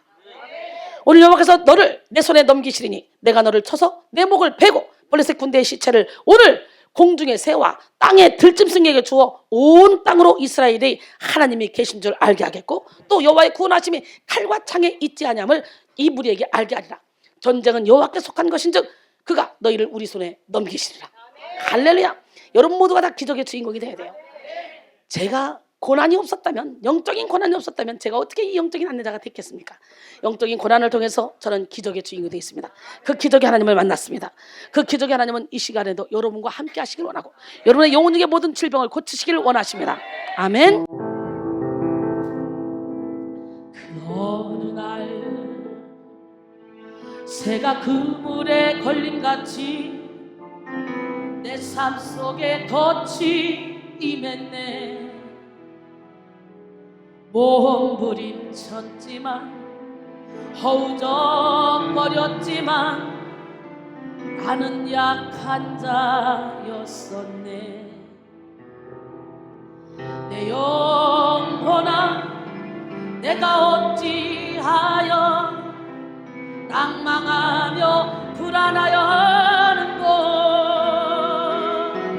너는 하나님을 바라라. 그 얼굴에 도우심을 인하여 내가 오히려 찬송하리라. 나의 좋으신 주님 태양을 멈추며 혈루증을 고쳤던 주님, 기적의 하나님, 능력의 하나님, 그는 나를 고쳐주셨네. 그 어느 날 아무 예고도 없이 내 삶 속에 슬픔이 임했네. 원인을 찾으며 애써봤지만 나는 무력한 자였네. 내 영혼아, 내가 어찌하여 낭망하며 불안하였는고. 나는 하나님을 바라라. 그 얼굴에 도우심을 인하여 내가 오히려 찬송하리라. 나의 좋으신 주님, 죽은 자를 살리며 모든 병을 고쳤던 주님, 기적의 하나님, 능력의 하나님, 그는 여러분을 고쳐주셨네. 아픈 곳에 손을 얹으시고 내 영혼아, 내가 어찌하여 낭망하며 불안하였는고. 나는 하나님을 바라라. 그 얼굴에 도우심을 인하여 내가 오히려 찬송하리라. 나의 좋으신 주님, 죽은 자를 살리며 모든 병을 고쳤던 주님, 기적의 하나님, 능력의 하나님, 그는 여러분을 고쳐주셨네. 그는 나를 고쳐주셨네.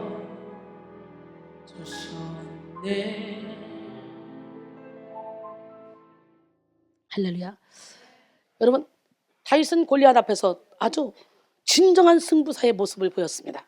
망설임 없이 적에게로 달려가 가장 효과적인 전략을 써가지고 적을 공격했으며 골리앗의 칼을 빼서 골리앗의 머리까지 확실히 베었습니다.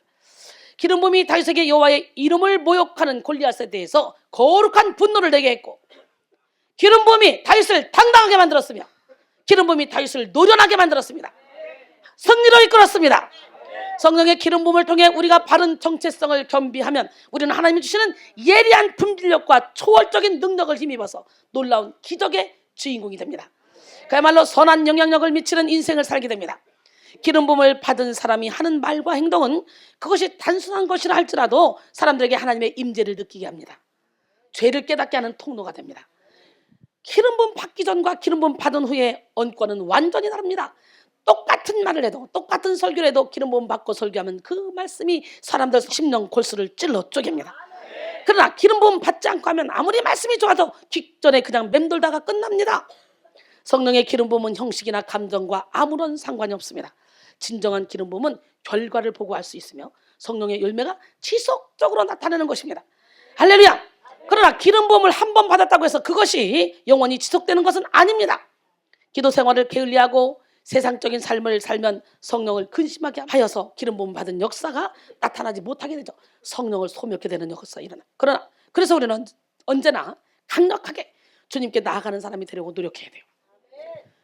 기름부음은 진정한 하나님의 역사입니다. 기름부음은 강단 위에서만 일어나는 현상이 아니에요. 기름부음은 하나님의 역사가 일어나는 그런 무대 뒤에서 벌어지는 그런 진짜 현상입니다. 기름부음은 곧 믿는 자의 마음과 심령이 하나 되어 하나님의 위대한 계획을 이루기 위한 디딤돌입니다. 기름부음 받은 자가 어디를 가든지 그 지역이 기름부음 받게 되는 거예요. 할렐루야.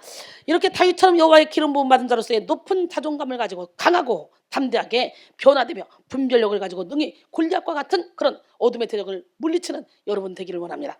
이렇게 기름부음으로 역사하시는 성령을 충만하게 받으면 정체성이 바로 설 뿐만 아니라 영분별에 능하게 되는 역사가 일어나죠. 기름부음이 모든 것을 알게 하기 때문에, 정확하게 분별하게 하는 능력이 되기 때문에, 마찬가지로 우리 또한 다윗처럼 기름부음을 받고 정체성이 바로 세워지는 순간 계속적인 성장을 이루며 영적 분별력 또한 얻게 되죠. 그렇기 때문에 싸울 것을 싸워야 되는데 우리는 혈과 육을 상대하는 것이 아니요, 공중권세 잡은 악한 영과 싸워야지. 사람끼리 싸워도 안 돼요. 그 사람 배우의 역사는 어둠의 영과 싸워야 돼요. 근데 이제 사람끼리 자존심 부리고 싸우고 막 그러니까 매일 여기서 훈련받는다 하지만 마음에 평강이 없는 거예요. 기쁨이 없는 거예요. 희락이 없는 거예요. 나는 오늘 시간에 여러분 모두가 다 싸울 대상을 잘 분별하기를 바랍니다. 예, 성숙의 증거가 바로 분별입니다. 이 시간 기름 부음 받은 자라는 정체성을 확실하게 겸비해서 영분별력을 소유하시기 바랍니다. 고린도전서 13장 11절에 내가 어렸을 때 말하는 것이 어린아이와 같고 깨닫는 것이 어린아이와 같고 생각하는 것이 어린아이와 같다가 장성한 사람이 되어서는 어린아이의 일을 버렸노라. 이제 버려야 돼. 언제까지 어린아이처럼 살 건데. 오늘 우리도 다윗처럼 기름 부음으로 마귀를 물리쳐야 돼요. 디모데전서 6장 11절로 12절 오직 하나님의 사람아 이것들을 피하고 의와 경건과 믿음과 사랑과 인내와 온유를 따르며 믿음의 선한 싸움을 싸우라. 영생을 취하라. 이를 위하여 내가 부르심을 받았고 많은 증인 앞에서 선한 증언을 하였도다. 할렐루야. 우리는 성령의 기름 부음을 의지하여 분별하고 싸울 싸움은 적극적으로 싸워야 됩니다. 사람 배후에 역사하고 환경 배후에서 역사하는 어둠의 영을 상대해서 집중해서 힘을 다해서 싸워서 이겨야 됩니다. 사무엘상 16장 17절로 23절 보니까 사울이 신하에게 나를 이르되 나를 위하여 잘 타는 사람을 구하여 내게로 데려오라. 다윗과의 만남이 처음 사울과의 만남이 어떤 만남이야? 이미 골리앗과의 이 전쟁을 치르기 이전에 이미 만남이 있습니다. 사무엘상 16장에 자꾸 하나님이 부리는 악신이 사울에게 내리쳤어. 계속 하나님이 부리는 악령이 사울에게 막 그러니까 사울이 미쳐가지고 나자빠지는 거야. 그때 수금을 잘 타는 사람이 있는데 이세의 아들 다윗이 있는데 다윗을 데려와서 수금을 타게 하면 그 하나님이 보낸 이 어둠의 영이 하나님께서 부리는 악령이 사울에게서 떠날 거라고 얘기하면서 부르자 그래요. 그래서 그때 만나서 다윗이 와서 수금을 탈 때 사울을 괴롭히는 악령이 떠나갔죠.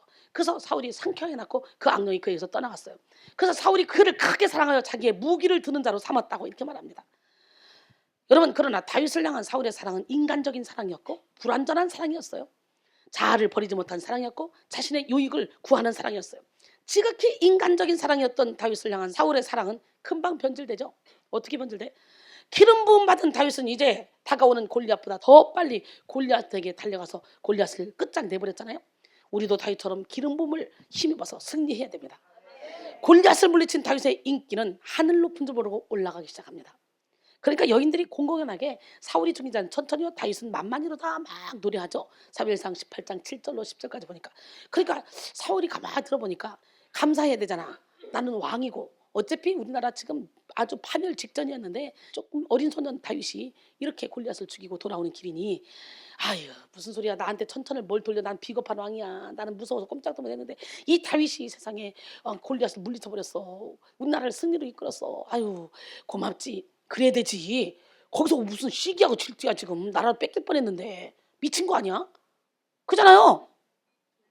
뭘 천천까지 돌려 사울에게 그럴 필요도 없지. 나한테 천천 돌리지 마라. 그냥 다 만천을 다 거기다 돌려라 그냥. 그래야지.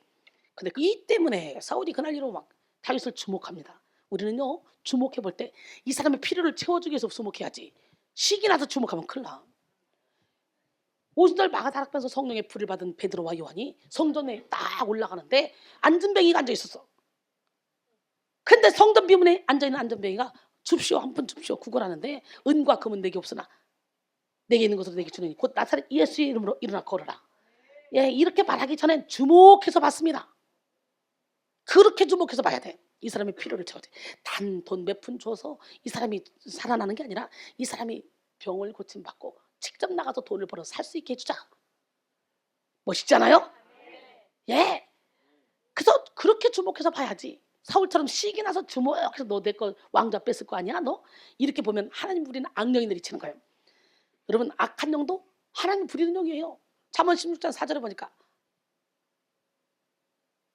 여러분 악한 사람도 하나님이 적당히 지었다네. 우리 하나님 멋쟁이는 살아계신다. 여러분 우리는 악의 도구가 아니라 선의 도구로 쓰임받아야 돼요. 무슨 도구로? 아멘. 이렇게 악한 영도 하나님이 부리는 영이라는 거. 근데 여러분 시기 질투는 어디서부터 오는 거야? 야고보 3장 14절로 16절 보니까 그러나 너희 마음속에 독한 시기와 다툼이 있으면 자랑하지 말라. 진리를 거슬러 거짓말하지 말라. 이러한 지혜는 위로부터 내려온 것이 아니요 땅의 것이요 정욕의 것이요 귀신의 것이니 시기와 다툼이 있는 곳에는 혼란과 모든 악한 일이 있음이라 그랬어요. 여러분 점점 다윗의 공이 커지고 사울은 점점 하나님의 질책을 받게 되면서 하나님의 사랑을 받은 다윗과 그것을 질투하는 사울의 관계는 계속해서 골이 깊어지게 됐습니다. 사울도 분명히 왕으로서 기름 부음을 받은 사람이에요. 지금 현재는 왕이에요. 정체성을 가져야지. 하지만 사울은 기름 부음에 대한 정체성을 가지지 못했습니다. 기름 부음에 대해서 무지했고 기름 부음을 경솔하게 생각했던 사울은 기름 부음의 효력을 누리지 못한 삶을 살았죠. 결국 사울 왕은 미쳐서 혈안이 돼요. 3,000명씩이나 모시고 지금 군사를 거느리고 다윗을 잡으려고 인생을 낭비하며 살다가 패망하게 됐죠. 오늘 3,000명을 데리고 엔게디 그 굴 속으로 다윗을 잡으러 온 그런 사건이 오늘 본문입니다. 사무엘상 19장 10절 사울이 단창으로 다윗을 벽에 박으라 했으나 그는 사울의 앞을 피하고 사울의 창은 벽에 박힌지라 다윗이 그 밤에 도피했다 그러죠. 이렇게 수시로 시간만 되면 죽이려고 그래요. 졸지에 다윗은 사울 왕을 피하여 온 사방을 헤매는 신세가 됐죠. 사울 왕의 사위인데도 불구하고 얼마나 분하고 억울하고 화가 나는 일입니까? 아무 죄 없을 뿐만 아니라 생명을 걸고 나라에 큰 공을 세워서 위기에서 건졌는데 큰 상을 받아도 시원치 않은 판국에 왕에게 쫓겨다니는 신세가 됐다니 말이 됩니까 이게? 기가 막힌 일 아닙니까? 하지만 기름 부음 받은 다윗은요 기름 부음 받은 사울을 미워하지 않았어요. 기름 부음 받은 사울을 미워하지 않았어요. 다윗은 사울에게 쫓겨다니다가 엔게디라는 황무지에까지 이르렀는데 오늘 본문이 이 엔게디 황무지에서의 사건입니다. 다윗의 일행은 그 사막에 있는 한 굴에 있었습니다. 사울이 거기까지 자기의 군사 3,000명을 이끌고 다윗을 잡겠다고 쫓아왔으니 미친 거 아닙니까? 3,000명을 데리고 참나 자기 사위를 그것도 아주 1등 공신을 나라를 살린 사람을. 근데 갑자기 너무 웃기게도 사울 왕이 그 와중에 왜 화장실 용무가 급해졌어. 그래서 사울이 볼일을 보러 아무 굴이나 그냥 찾아가서 급하게 들어갔는데 기가 막히게도 다윗이 숨어있는 굴이야. 오줌 쌌는지 똥 쌌는지 모르겠지만 똥 싸러 오줌 싸러 갔는데 혼자 갔겠지 누구랑 같이 갔겠어. 근데 얼마나 기가 막힌 상황이야. 일부러 들어간 사울왕은 혼자 있었고 밖에서 굴 속으로 들어온 사울은 캄캄해서 그 굴 안을 볼 수가 없지만 진작에 굴 속에 들어있던 다윗과 다윗의 부하들은 세상에 뻔하게 사울을 보는 거예요. 도구도 다 받겠네. 즉 사울은 다윗을 보지 못하는데 다윗은 사울을 보는 상황이야. 그리고 사울은 혼자인데 다윗은 부하들과 같이 있어. 누가 봐도 이거를 원수를 갚고 복수할 수 있는 절호의 찬스. 하나님이 주신 기회입니다 이거. 그와 같은 상황은요 사람이 만들 수 있는 상황이 아니에요. 여러분은 우연이라 그러겠지. 예수 믿는 사람에게는 우연이 없어. 다 하나님의 계획 가운데 있는 거야. 이야 절호의 찬스. 그래서 다윗의 신하들은 다윗에게 이야 이것은 하나님이 불의한 사울에게 복수하라고 주신 아주 찬스입니다. 기회입니다. 죽입시다. 사무엘상 24장 4절 5절이죠. 다윗의 사람들이 이르되 보소서 여호와께서 당신에게 이르시기를 내가 원수를 내 손에 넘기리니 내 생각에 좋은 대로 그에게 행하라 하시더니 이것이 바로 그날입니다 하니 다윗이 일어나 사울의 겉옷자락을 가만히 베었어요. 그리한 후에 사울의 옷자락을 뱀으로 말미암아 오히려 양심에 찔려서 다윗의 마음이 찔렸다 그래요. 왜 그랬을까? 다윗의 신하들의 생각과 말은 조금도 틀린 것이 아닙니다. 이게 하나님이 주신 기회예요. 그러나 다윗은 달랐습니다. 다윗은 하나님이 친히 기름 부어 세운 왕, 그 왕으로 세우신 이를 자신이 함부로 손대는 것은 옳지 않은 일이다. 그래서 다윗은 사울의 겉옷자락만 가만히 뱄습니다. 겉옷에 해당하는 한 메일의 원형 메일은 대제사장이나 왕이 입는 긴 겉옷을 가리킵니다. 사울의 겉옷이라는 것은 사울에게 속해 있는 것을 강조한 것인데요. 사울에게 속해 있는 옷자락을 자른 것은 그 옷이 상징하는 바 사울에게 속해 있는 왕권을 잘라낸 것을 상징합니다. 또한 다윗이 사울의 옷자락을 베었다는 것은 죽일 수도 있지만 죽이지 않았다는 것을 뜻합니다. 오늘 보면 6절로 7절 자기 사람들에게 이르되 내가 손을 들어 여호와의 기름 부음 받은 내 주를 치는 것은 거기서 내 주란 말이 나와요. 다윗 진짜 대단하지 않아요? 이야 멋지죠? 아직도 내 주로 생각하고 있어요 지금요. 사울을 원수는 철천지 원수인데 그죠? 이야 얼마든지 부하한테 죽여라 그러고 나중에 왜 죽였냐고 나 안 죽였어 내 부하가 죽였어 핑계도 될 수 있잖아. 그런데 세상에 기름 부음 받은 내 주를 치는 것은 여호와께서 금하시는 것이니 멋져불어. 하나님 앞에서의 삶을 살았어. 코람데오의 삶을 살았어. 그런 여호와의 기름 부음 받은 자가 됨이니라 하고 다윗이 이 말로 자기 사람들을 금하여 사울을 해하지 못하게 하니라. 사울이 일어나 굴에서 나가 자기 길을 가니라 그랬어요. 여러분 6절을 직역하면 여호와께로부터 결단코 내가 있을 수 없다입니다. 이는 강한 부정 또는 금지를 나타내는데요. 여호와의 기름 부음 받은 자를 치는 것은 하나님께서 금하신 것임을 강한 어조로 표현한 것이죠. 다윗은 꼼짝없이 자신의 손에 죽을 수밖에 없는 사울 왕을 죽이지 않고 겉옷자락만 조금 베었어요. 그런데도 그거를 양심의 가책을 느껴요. 마음을 괴로워해요. 그 와중에도 다윗은 사울을 자신의 주라고, 여호와의 기름 부음 받은 자라고 이렇게 부르죠. 다윗은 사울을 단순한 이스라엘의 통치자가 아니라 하나님으로부터 기름 부음을 받은 자, 곧 하나님의 대리 통치자로 보았다는 것입니다. 심지어 자신을 죽이기 위해 혈안이 되어 있는 사울인데도 원수로 여기지 않고 여전히 섬겨야 될 자신의 주로 보고 있다는 것이죠. 이것은 근본적으로 사울을 왕으로 세우신 하나님에 대한 철저한 신앙에 근거한 것입니다. 다윗이 기름 부음에 대해 정확히 이해하고 기름 부음을 존중하며 기름 부음을 사모한 사람이었기 때문에 기름 부음 받은 사울을 존중할 수가 있었던 거예요. 사실 사울은 하나님의 기름 부음 받은 제사장들을 대량 학살했던 적이 있어요. 다윗을 보호했다는 이유로. 사울은 도에게 시켜서 제사장들을 학살했는데요. 3일상 22장 17절로 19절 보니까 왕이 좌우의 시작에 이르되 돌이켜 가서 여호와의 제사장들을 죽이라. 그들도 다윗과 합력하였고 또 그들이 다윗에 도망한 것을 알고도 내게 고발치 아니하였음이니라.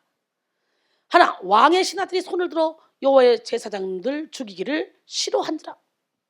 왕이 도액에게 이르되 너는 돌이켜 제사장들을 죽이라 하매 에돔 사람 도액이 돌이켜 제사장들을 쳐서 그날에 세마포 에봇 입은 사람 85명을 죽였대는. 다윗을 보호해줬다고. 제사장들의 성읍 노베 남녀와 아이들과 젖 먹는 자들과 소와 나귀와 양을 칼로 다 쳐버렸습니다. 원수 중에 원수죠. 얼마든지 죽여도 다윗은 사울을 죽여도 괜찮아요. 그런데 하나님의 기름 부었다고 하나님의 손으로 하시라고 다윗은 자기가 손을 안 대. 이걸 하나님이 기쁘게 받으신 거예요. 얼마든지 타당성이 있어도 하나님께 다 맡기는 거예요. 원수 갚는 것은 하나님의 손에 달렸습니다. 다윗은 여호와의 기름 부음 받은 제사장들을 무고하게 학살했던 그 사울을 단지 여호와의 기름 부음 받은 왕이라는 그 한 가지 이유로 해하지 않았던 것입니다. 사무엘상 24장 7절에 다윗이 이 말로 자기 사람들을 금하여 사울을 해하지 못하게 하니라. 사울이 일어나 굴에서 나가 자기 길을 가니라. 다윗은 이 말로 자기 사람들을 금하여 사울을 해하지 못하게 했는데 우리는 여기서 다윗이 철저하게 하나님의 기름 부음을 신뢰했고 그 신앙의 근거에서 행동했음을 알 수 있죠. 기름 부으신 분이 하나님이시니 그 판결도 하나님이 하실 것이라는 것입니다. 다윗은 하나님의 뜻을 분별할 수 있는 능력이 있었습니다. 그러기에 하나님의 마음에 합한 자가 됐습니다. 오늘 우리는 다윗의 이러한 자세를 본받아야 돼요. 마태복음 7장 12절에 그러므로 무엇이든지 남에게 대접을 받고자 하는 대로 너희도 남을 대접하라. 이것이 율법이요 선지자니라. 아멘. 사울은 볼일을 다 보고 일어나서 자기 길을 갔습니다. 본문 8절로 9절 보면 사울이 나간 후에 다윗이 굴에서 나와서 사울의 뒤에서 외칩니다. 내 주 왕이여. 그러자 사울이 되돌아봤습니다. 깜짝 놀랐겠죠. 그때 다윗이 엎드려 절하고 말합니다. 다윗이 왕을 해하려 한다고 하는 사람들의 말을 왕은 어찌하여 들으시나이까. 다윗은 사울 왕에게 왕을 해하려 한다는 사람들의 말을 듣지 말라고 했습니다. 이것은 사울의 신복들 중에 그런 말로 다윗을 모함하는 자들이 있었기 때문이죠. 다윗은 자신이 사울 왕을 해할 의도가 전혀 없다고 말합니다. 그리고 그 증거로 사울 왕의 옷자락을 벤 것을 증거로 딱 제시하죠. 사무엘상 24장 10절에 보니까 오늘 여호와께서 굴에서 왕을 내 손에 넘기신 것을 왕이 아셨을 것입니다. 어떤 사람이 나를 권하여 왕을 죽이라 하였으나 내가 왕을 아껴서 나는 내 손을 들어 내 주를 해하지 아니하리니 그는 여호와의 기름 부음 받은 자이기 때문이다. 이렇게 내가 말했습니다. 이런 다윗의 말을 들은 사울이 감동을 했습니다. 그래서 사무엘상 24장 16절로 19절 다윗이 사울에게 이같이 말을 마침에 사울이 이르되 내 아들 다윗아 이것이 내 목소리냐 하고 소리를 높여 울며 다윗에게 이르되 나는 너를 학대하되 너는 나를 선대하니 너는 나보다 의롭도다. 내가 나 선대한 것을 오늘 나타냈으니 여호와께서 나를 내 손에 넘기셨으나 내가 나를 죽이지 아니했도다. 사람이 그의 원수를 만나면 그를 평안히 가게 하겠느냐. 내가 오늘 내게 행한 일로 말미암아 여호와께서 내게 선으로 갚으시기를 원하노라. 사울이 또 착하기도 하네. 그래서 거기서 끝나야 되잖아. 죽이려고 하는 걸 마지막까지 갑니다. 끝나지 않습니다. 물론 악신이 들린 사울은 이후에도 변심해서 다윗을 또 죽이려고 그래요. 다윗은 사울을 죽일 기회를 또 얻었습니다. 그러나 죽이지 않고 창과 물병만 갖고 나왔어요. 야, 누가 나한테 사울의 진영을 갈래? 그랬더니 아비새가 내가 갈게요. 그래서 아비새와 같이 다윗이 가봤는데 다 자빠져 잡니다. 하나님이 깊이 잠들게 했다 그러네요. 그래서 사울이 진영 가운데 누워 자고 창은 머리켜 땅에 꽂혔고 아브넬과 백성들은 그를 둘러 누웠는지라. 사무엘상 26장 7절로 12절 말씀인데요. 아브새가 다윗에게 이르되 하나님이 오늘 당신의 원수를 당신의 손에 넘기셨나이다. 그러므로 청하오니 내가 창으로 그를 찔러 단번에 땅에 꽂게 하소서. 내가 그를 2번 찌를 것이 없나이다. 그렇게 하니까 다윗이 아비새에게 이르되 죽이지 말라. 누군지 손을 들어 여호와의 기름 부음 받은 자를 치면 죄가 없겠느냐 하고 다윗이 또 이르되 여호와께서 살아계심을 두고 맹세하노니 여호와께서 그를 치시리니 혹은 죽을 날이 이르거나 또는 전쟁에 나가서 망하리라. 그러니까 여호와께서 그를 죽이든지 아니면 전쟁에서 망하게 할 거니까 그를 칠 거니까 우리는 손 쓰지 말자. 그냥 도망 다니자. 그냥 계속 죽여버리면 간단하고 왕으로 가면 간단한데 여호와께서 하실 때까지 기다리는 거예요. 대단하죠. 내가 손을 들어 여호와의 기름 부음 받은 자를 치는 것은 여호와께서 기만하시나니 너는 그의 머리 곁에 있는 창과 물병만 가지고 가자. 다윗이 사울의 머리 곁에서 창과 물병을 가지고 떠나가되 아무도 보거나 눈치채지 못하고 깨어있는 사람도 없었으니 이는 여호와께서 그들을 깊이 잠들게 하셨으므로 그들이 다 잠들었기 때문이다. 그리고 멀리 떨어져서 소리를 막 지르면서 너는 왜 이 부하들에게 막 야단을 칩니다. 사울의 부하들에게 왜 왕을 제대로 못 지키냐 막 이러면서 창과 물병이 어딨나 봐라 막 이러면서. 그러니까 사울이 다윗 소리네. 야 다윗. 네 그랬더니 또 네가 나를 죽일 기회가 있었는데 또 안 죽였구나. 야, 그러면서 또 다윗을 칭찬합니다. 여러분 이렇게 기름 부음을 존중하고 기름 부음의 정체성을 붙잡은 다윗의 인생은 하나님이 책임졌습니다. 난 여러분 모두 인생이 하나님이 책임지기를 원합니다. 하나님이 사울을 심판했고 하나님이 다윗을 높이셨습니다. 로마서 12장 19절로 21절. 내 사랑하는 자들아 너희가 친히 원수를 갚지 말고 하나님의 진노하심에 맡기라. 기록되었을 때 원수 갚는 것이 내게 있으니 내가 갚으리라고 주께서 말씀하시니라. 내 원수가 줄이거든 먹이고 목마르거든 마시게 하라. 그리함으로 내가 숯불을 그 머리에 쌓아놓으리라. 악에게 치지 말고 선으로 악을 이기라. 할렐루야. 근데 참 신기하죠. 저는 선으로 악을 이길 능력이 있어요. 기름 부음 받고 나니까 미운 사람이 하나도 없어요. 이해되지 않는 사람이 하나도 없어요. 용서되지 않는 사람이 하나도 없어요. 신기하잖아요. 이 능력 받을지어다. 이렇게 기름 부음을 존중하고 기름 부음의 정체성을 붙잡은 다윗의 인생, 하나님이 붙잡았던 것처럼 여러분의 인생 하나님이 붙잡으면 여러분 신바람 나는 삶을 살게 됩니다. 사랑하는 성도 여러분, 다윗처럼 기름 부음을 사모하고 존중합시다. 기름 부음 받은 자로서 정체성을 가지고 담대하게 어둠의 영을 상대해서 물리칩시다.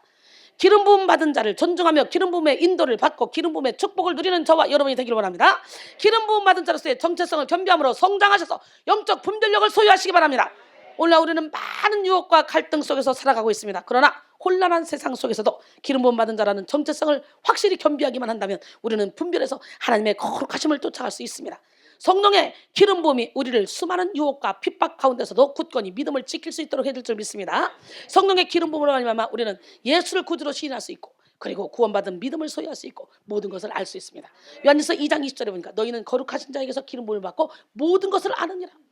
여기서 모든 것을 안다는 것은 세상에 있는 모든 지식을 안다는 그런 얘기가 아니고 하나님을 알게 된다는 거예요. 하나님을 향한 지식을 알게 된다는 거예요. 요한복음 17장 3절에 보니까 영생은 곧 유일하신 참 하나님과 그가 보내신 자 예수 그리스도를 아는 것이니라 그랬어요. 사실 창조주이신 하나님 아버지와 그의 독생자인 예수 그리스도를 알면 우리는 모든 것을 다 안다고 할 수 있습니다. 이 시간 기름 부음을 충만히 받아서 하나님을 아는 지식으로 충만해지셔서 율법을 완성시키기를 원합니다. 에베소 3장 16절로 19절까지 보니까 그의 영광의 풍성함을 따라 그의 성령으로 말미암아 너희 속사람을 능력으로 강건하게 하시며 믿음으로 말미암아 그리스도께서 너희 마음에 계시게 하셨고 너희가 사랑 가운데서 뿌리가 박히고 터가 굳어져서 능히 모든 성도와 함께 지식이 넘치는 그리스도의 사랑을 알고 그 너비와 길이와 높이와 깊이가 어떠함을 깨달아 사랑으로 충만해지기를 원하노라. 여러분 이 사랑으로 충만해지면요 사랑은 율법의 완성이기 때문에 하나님의 뜻을 이루며 살아갈 수가 있는 거예요. 요한일서 2장 27절에 너희는 주께 받은 바 기름 부음이 너희 안에 거하니 아무도 너희를 가르칠 필요가 없고 오직 그의 기름 부음이 너희에게 모든 것을 가르치며 또 참되고 거짓이 없으니 너희를 가르치신 그대로 주 안에 거하라 그랬어요. 기름 부음이 우리 안에 온전히 거하면 아무도 우리를 가르칠 필요가 없습니다. 이것은 우리가 더 이상 교육을 받지 않아도 될 만큼 온전한 지식에 이르게 된다 이런 말이 아니에요. 이 말씀은 성령의 기름 부으심이 우리와 함께하면 하나님 아버지의 사랑과 긍휼 그리고 자비하심을 알게 되기 때문에 하나님의 뜻대로 살게 된다는 말씀이에요.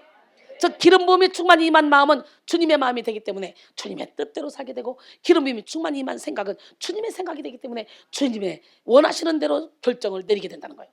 오늘 주의 손에 여러분 손 포개고, 주의 팔 여러분의 팔 포개고, 주 생각이 여러분의 생각 포개고, 주 마음에 여러분의 마음을 포개서 나는 듣고 예수로 사는 기적의 주인공이 되기를 원합니다.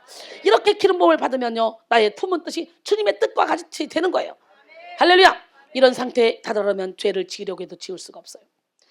바다에 물이 없는 빈 공간에 없듯이 기름 부음으로 충만해지면 성령의 기름이 미치지 않는 곳이 없기 때문에 오직 성령님이 원하시는 삶을 살게 되는 거죠. 하나님의 씨가 우리 안에 거하면 악한 자가 와서 만지지도 못한다 그랬잖아요. 그러게 죄를 짓지 못한다 그랬잖아요. 요한일서 5장 8절, 요한일서 3장 9절에 보니까. 또 기름 부음으로 인해 성령이 여러분을 다스린다는 것은 그 누구도 여러분을 다스리고 지배할 수 없음을 뜻합니다. 성령의 지배를 받는 사람들은요, 참된 자유자로서의 삶을 살아가기 때문에 어디에도 묶이지도 않아요. 누구에게 가르침 받을 필요도 없어요. 왜냐하면 성령의 기름 부음이 나와 함께 하는데, 예수님이 나와 함께 하는데, 예수님의 마음으로 사는데 누가 예수님을 가르치겠냐 이거죠. 예, 우리 하나님은 살아계신데요, 오늘 강력한 성령의 기름을 받기를 원합니다. 예, 기름 부음으로 말미암아 왕 같은 제사장으로 살아가는 여러분이 되기를 원합니다. 기름 부음을 깨달음과 영분별의 능력을 받게 되는 힘, 그 힘이 여러분에게 있어지기를 원합니다. 오늘 기름 부음을 깨달아야 돼요. 그 영분별의 능력을 받아야 돼요. 요한복음 16장 13절에 그러나 진리의 성령이 오시면 그가 너희를 모든 진리 가운데로 인도하시리니 그가 스스로 말하지 않고 오직 들은 걸 말하며 장래 일을 너희에게 알리시리라. 윤수민 오늘 또 환상 하나 얘기하면 2017년 9월 5일 날 저녁 예배 때 환상을 본 겁니다. 우리 수민이가 찬양을 부르던 중에 천장에서 각 사람들 머리 위에 물이 한 방울씩 똑똑똑 떨어졌습니다. 할렐루야. 여러분 보세요. 찬양을 부르던 중에 위에서 물이 똑똑똑 떨어지더래요. 이걸 영안이 열리면 본다니까. 오늘도 지금 천군천사가 맑은 물을 내려주고 있습니다. 할렐루야. 근데 물은 점점 더 거세지더니 폭포처럼 떨어졌고, 사람들은 찬양하는 동안 그 물을 수련하는 도인처럼 막고 있었습니다. 예, 도인처럼 물이 똑똑똑 떨어지고 나중에 폭포처럼 떨어졌는데 계속 찬양하면서 그 물을 막고 있더라는 거예요. 할렐루야. 여러분들도 지금 생수를 막고 있는 줄 믿습니다. 아멘. 사람들에게는 눈에 보이지 않는 끈적끈적한 검은 때가 덕지덕지 붙어 있었습니다. 눈에 보이지 않는 끈적끈적한 검은 때가 여러분에게 덕지덕지 붙어 있어. 지금 검은 때는 폭포처럼 떨어지는 물로 인해 조금씩 벗겨지기 시작했습니다. 그렇기 때문에 여기서 예배를 드리면 여러분 자신도 모르게 변화된다니까. 어둠이 거쳐진다니까. 아멘. 예, 그리고 깨끗했던 물은 검은 때로 인해서 더러워져서 검은 물이 되어 성전 밖으로 흘러갔습니다. 깨끗한 물이 여기서 팍 내려서 여러분의 검은 때를 씻어서 검은 물이 돼서 다 성전 밖으로 흘러갔다는 거예요. 늘레바 시작. 찬양을 부르는 동안 사람들은 떨어지는 물을 맞았고 더러웠던 사람들이 점점 환해졌습니다. 그리고 이순희 목사님께서 나오셔서 설교를 시작하실 때 폭포처럼 떨어지는 물은 그쳤습니다. 목사님께서 설교하시던 중에 성전 천장에서 천사들이 어깨에다 양동이를 메고 날아와서 사람들 머리 위에 섰고, 플라스틱 같은 그런 것으로 보이는 투명한 통 안에 사람들이 들어가 있었습니다. 예, 양동이를 천사들 어깨에 메고 날아와서 사람들 머리에 섰더래. 머리 위에.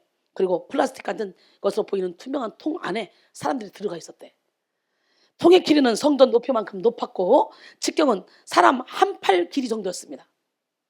그러니까 이런 통이, 이런 동그란 이런 통이 크게 사람들 하나씩 양동이를 갖고 왔는데 그 위에서 천사들이 이제 생수가 떨어지는 거 멈추고, 그랬더니 그 안에서 생수가 가득 차는데 성도들이 이 양동이 속에 다 들어가 있더라는 거예요. 어떻게 될까? 궁금하지? 근데 그리고 천사가 들고 있던 양동이에서 생명수가 통 안으로 막 떨어집니다. 양동이에서는 생명수가 끊임없이 나왔고 통 안을 채웠는데 얼마 지나서 생명수는요, 사람이 잠길 만큼 푹 가득 찼습니다. 생각해봐. 성전 높이만큼 큰 통인데 사람이 들어가 있는데 거기서 물이 착착착 채워지면 사람이 물속에 폭풍당 빠져서 숨을 쉬겠어 못 쉬겠어? 건너지 못할 강이 되는 거지. 에스겔이 보는 환상처럼 발목을 적시고 무릎을 적시고 허리를 적시고, 예, 온몸을 적시는 역사가 일어나는 거지. 대박이다, 대박. 아멘. 예, 생수가 가득 차서 저는 난리가 났습니다. 왜냐하면 사람이 푹 잠길 만큼 가득 찼기 때문에 숨을 못 쉬잖아요. 왜냐면 숨을 쉬어야 되는데 숨을 쉬면 익사할 것 같다는 그런 생각이 들어서 숨을 쉬기 위해서 막고 이러고 발버둥을 치기 시작했습니다. 그래서 저는 숨을 쉬기 위해서 통 끝으로 올라가려고 노력을 했지만 아무리 헤엄쳐서 올라가려고 해도 너무 좁아서 올라갈 수가 없어. 통 위로 자기가 올라갈 길이 없었다는 거. 결국 저는 몇 번이고 시도를 했지만 모두 다 실패하고 이제 포기하고 어찌할지 모를 때 평소처럼 숨을 쉬면 될 텐데 왜 그러냐? 왜 무서워서 숨을 쉬지 못하냐? 야, 숨 쉬어! 이런 음성이 들렸습니다. 저는 그 음성을 듣고 그래, 지금 숨을 쉬어서 익사하면 예배드리다 죽는 거니까 천국 가겠고, 어차피 내가 여기서 죽을 수밖에 없으니까 물통에 있으니까 숨 쉬어보자, 그런 생각이 들어서 복식 호흡을 했습니다.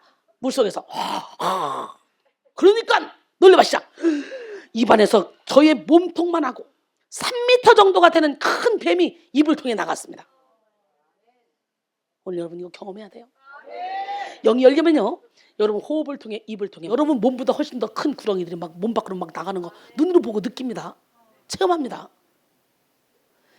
우리는요, 하나님의 나라를 이루든지 아니면 사탄의 나라를 이루어요. 우리가 우주입니다. 우주.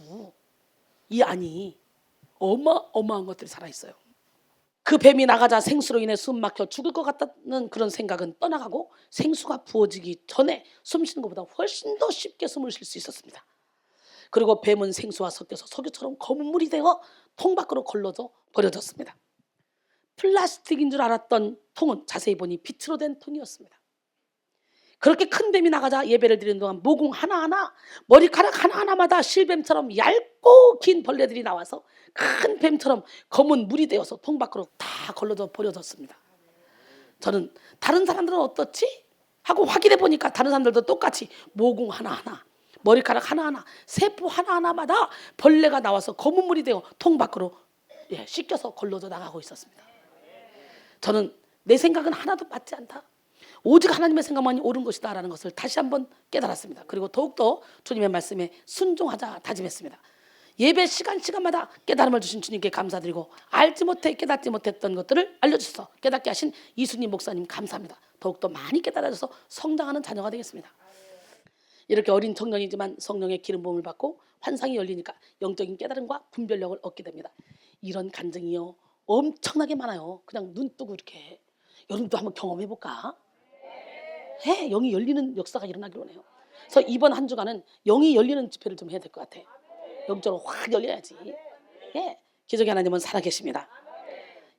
예배 시간마다 여러분들도 깨달음이 임해야 돼요. 내가 교만하다 깨닫는 순간 교만의 영이 떠나갑니다. 내가 욕심이 많다 깨닫는 순간 욕심의 영이 떠나갑니다. 깨닫는 게 문제입니다. 깨닫는 게. 이 시간 여러분 모두가 영적 깨달음을 얻고 그리고 변화되기를 원해요. 기름 부음은 죄의 영향력에서 우리를 자유하게 합니다. 그래서 E.M. 바운드는 기름 부음에 대해서 이렇게 말했습니다. 하나님의 말씀은 살아있고 활력이 있어 자유할 수 없던 검보다도 더 예리하여 혼과 영과 및 관절과 고슬을 찔러 쪼개기까지 하며 또 마음의 생각과 뜻을 판단하는 말씀으로 만드는 것은 바로 이 기름 부음이다. 그러니까 하나님의 말씀이 막 일할 수 있는 것은 바로 기름 부음이라는 거예요. 설교자의 설교가 사람들을 찌르고 그들에게 능력으로 임할 수 있는 것도 바로 이 기름 부음이다.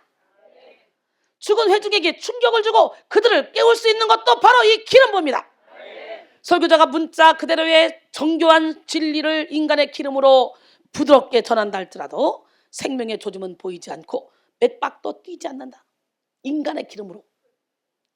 다만 무덤처럼 조용하고 죽어있을 뿐이다.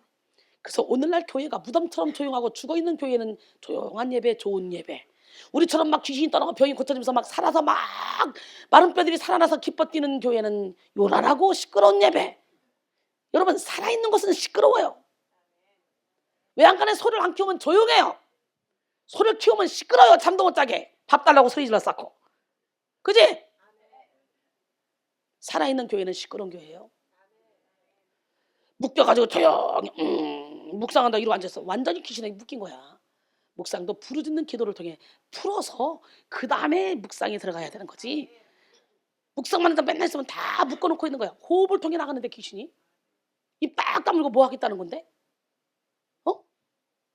먼저 호흡을 통해 확 뽑아낸 다음에 묵상으로 하나님의 음성의 귀를 기우는 듣는 거야. 여러분, 그러나 똑같은 설교자가 기름 부음을 받고 이순이를 만나고 기름 부음을 받고 그리고 하나님의 영의 감동이 되어 그에게 임하면 여러분 말씀의 문자에는 이 신비로운 능력이 불을 붙어버리는 거예요. 생명의 맥박이 다시 뛰는 거예요. 사람들의 반응을 막 보이는 거예요. 사람들이. 그리고 복음을 받아들입니다. 아니면 복음에 저항하게 되죠. 하나님의 살아서 운동이 일하면 복음을 거부하는 사람은 저항하게 되는 거고, 받아들이는 사람은 받아들이고 고치는 것이고. 그래서 영적인 전쟁터는요, 막 대적하는 사람이 있는가 하면 좋다고 하는 사람이 있는 거예요. 그래서 영적인 일 할 때는 전 성도가 모두가 하나 돼서 가기까지는 엄청난 전쟁이 치러져. 일적으로는 분란이 일어날 수밖에 없어.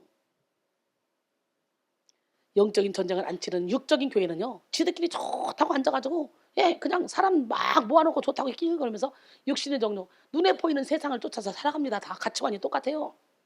영적인 교회는 분리가 되죠. 기름 부음 받은 자와 받지 못한 자가 분리가 되는 거, 쫙 분리가 되는 거. 교회를 다녀도 우리 모두가 다 성령의 기름 부음 받아서 예수 안에서 하나가 돼서 움직여야 돼. 할렐루야. 기름 부음은 양심에 스며들고 죄를 깨닫게 하고 마음을 깨뜨린다고 말했습니다. 기름 부음을 받으면 모든 우상을 다 내려놓게 됩니다. 우상은 하나님 외에 자신을 온전한 길로 행복한 길로 이끌 수 있다고 믿는 대상이죠. 우상을 받는다는 것은 곧 하나님의 존재를 믿지 않는다는 것과 똑같습니다. 하나님의 존재를 무시하기 때문에 다른 무엇이 자신을 만족시켜줄 것이라고 믿는 것이죠. 여러분, 우상 숭배는 하나님을 불신하는 데서 출발합니다.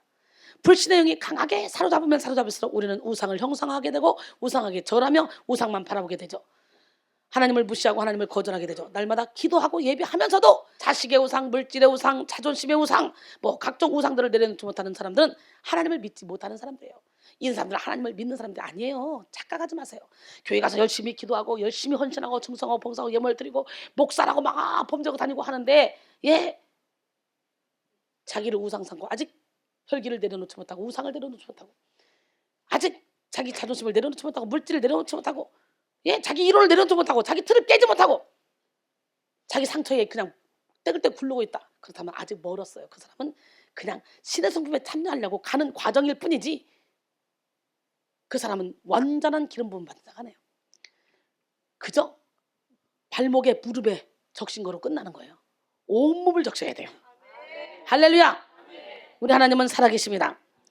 하나님보다 더 사랑하는 그게 다 우상입니다. 하나님 외에 그 어떤 것을 우상으로 삼는 인생은 우상의 다스림을 받음으로 자유할 수 없습니다.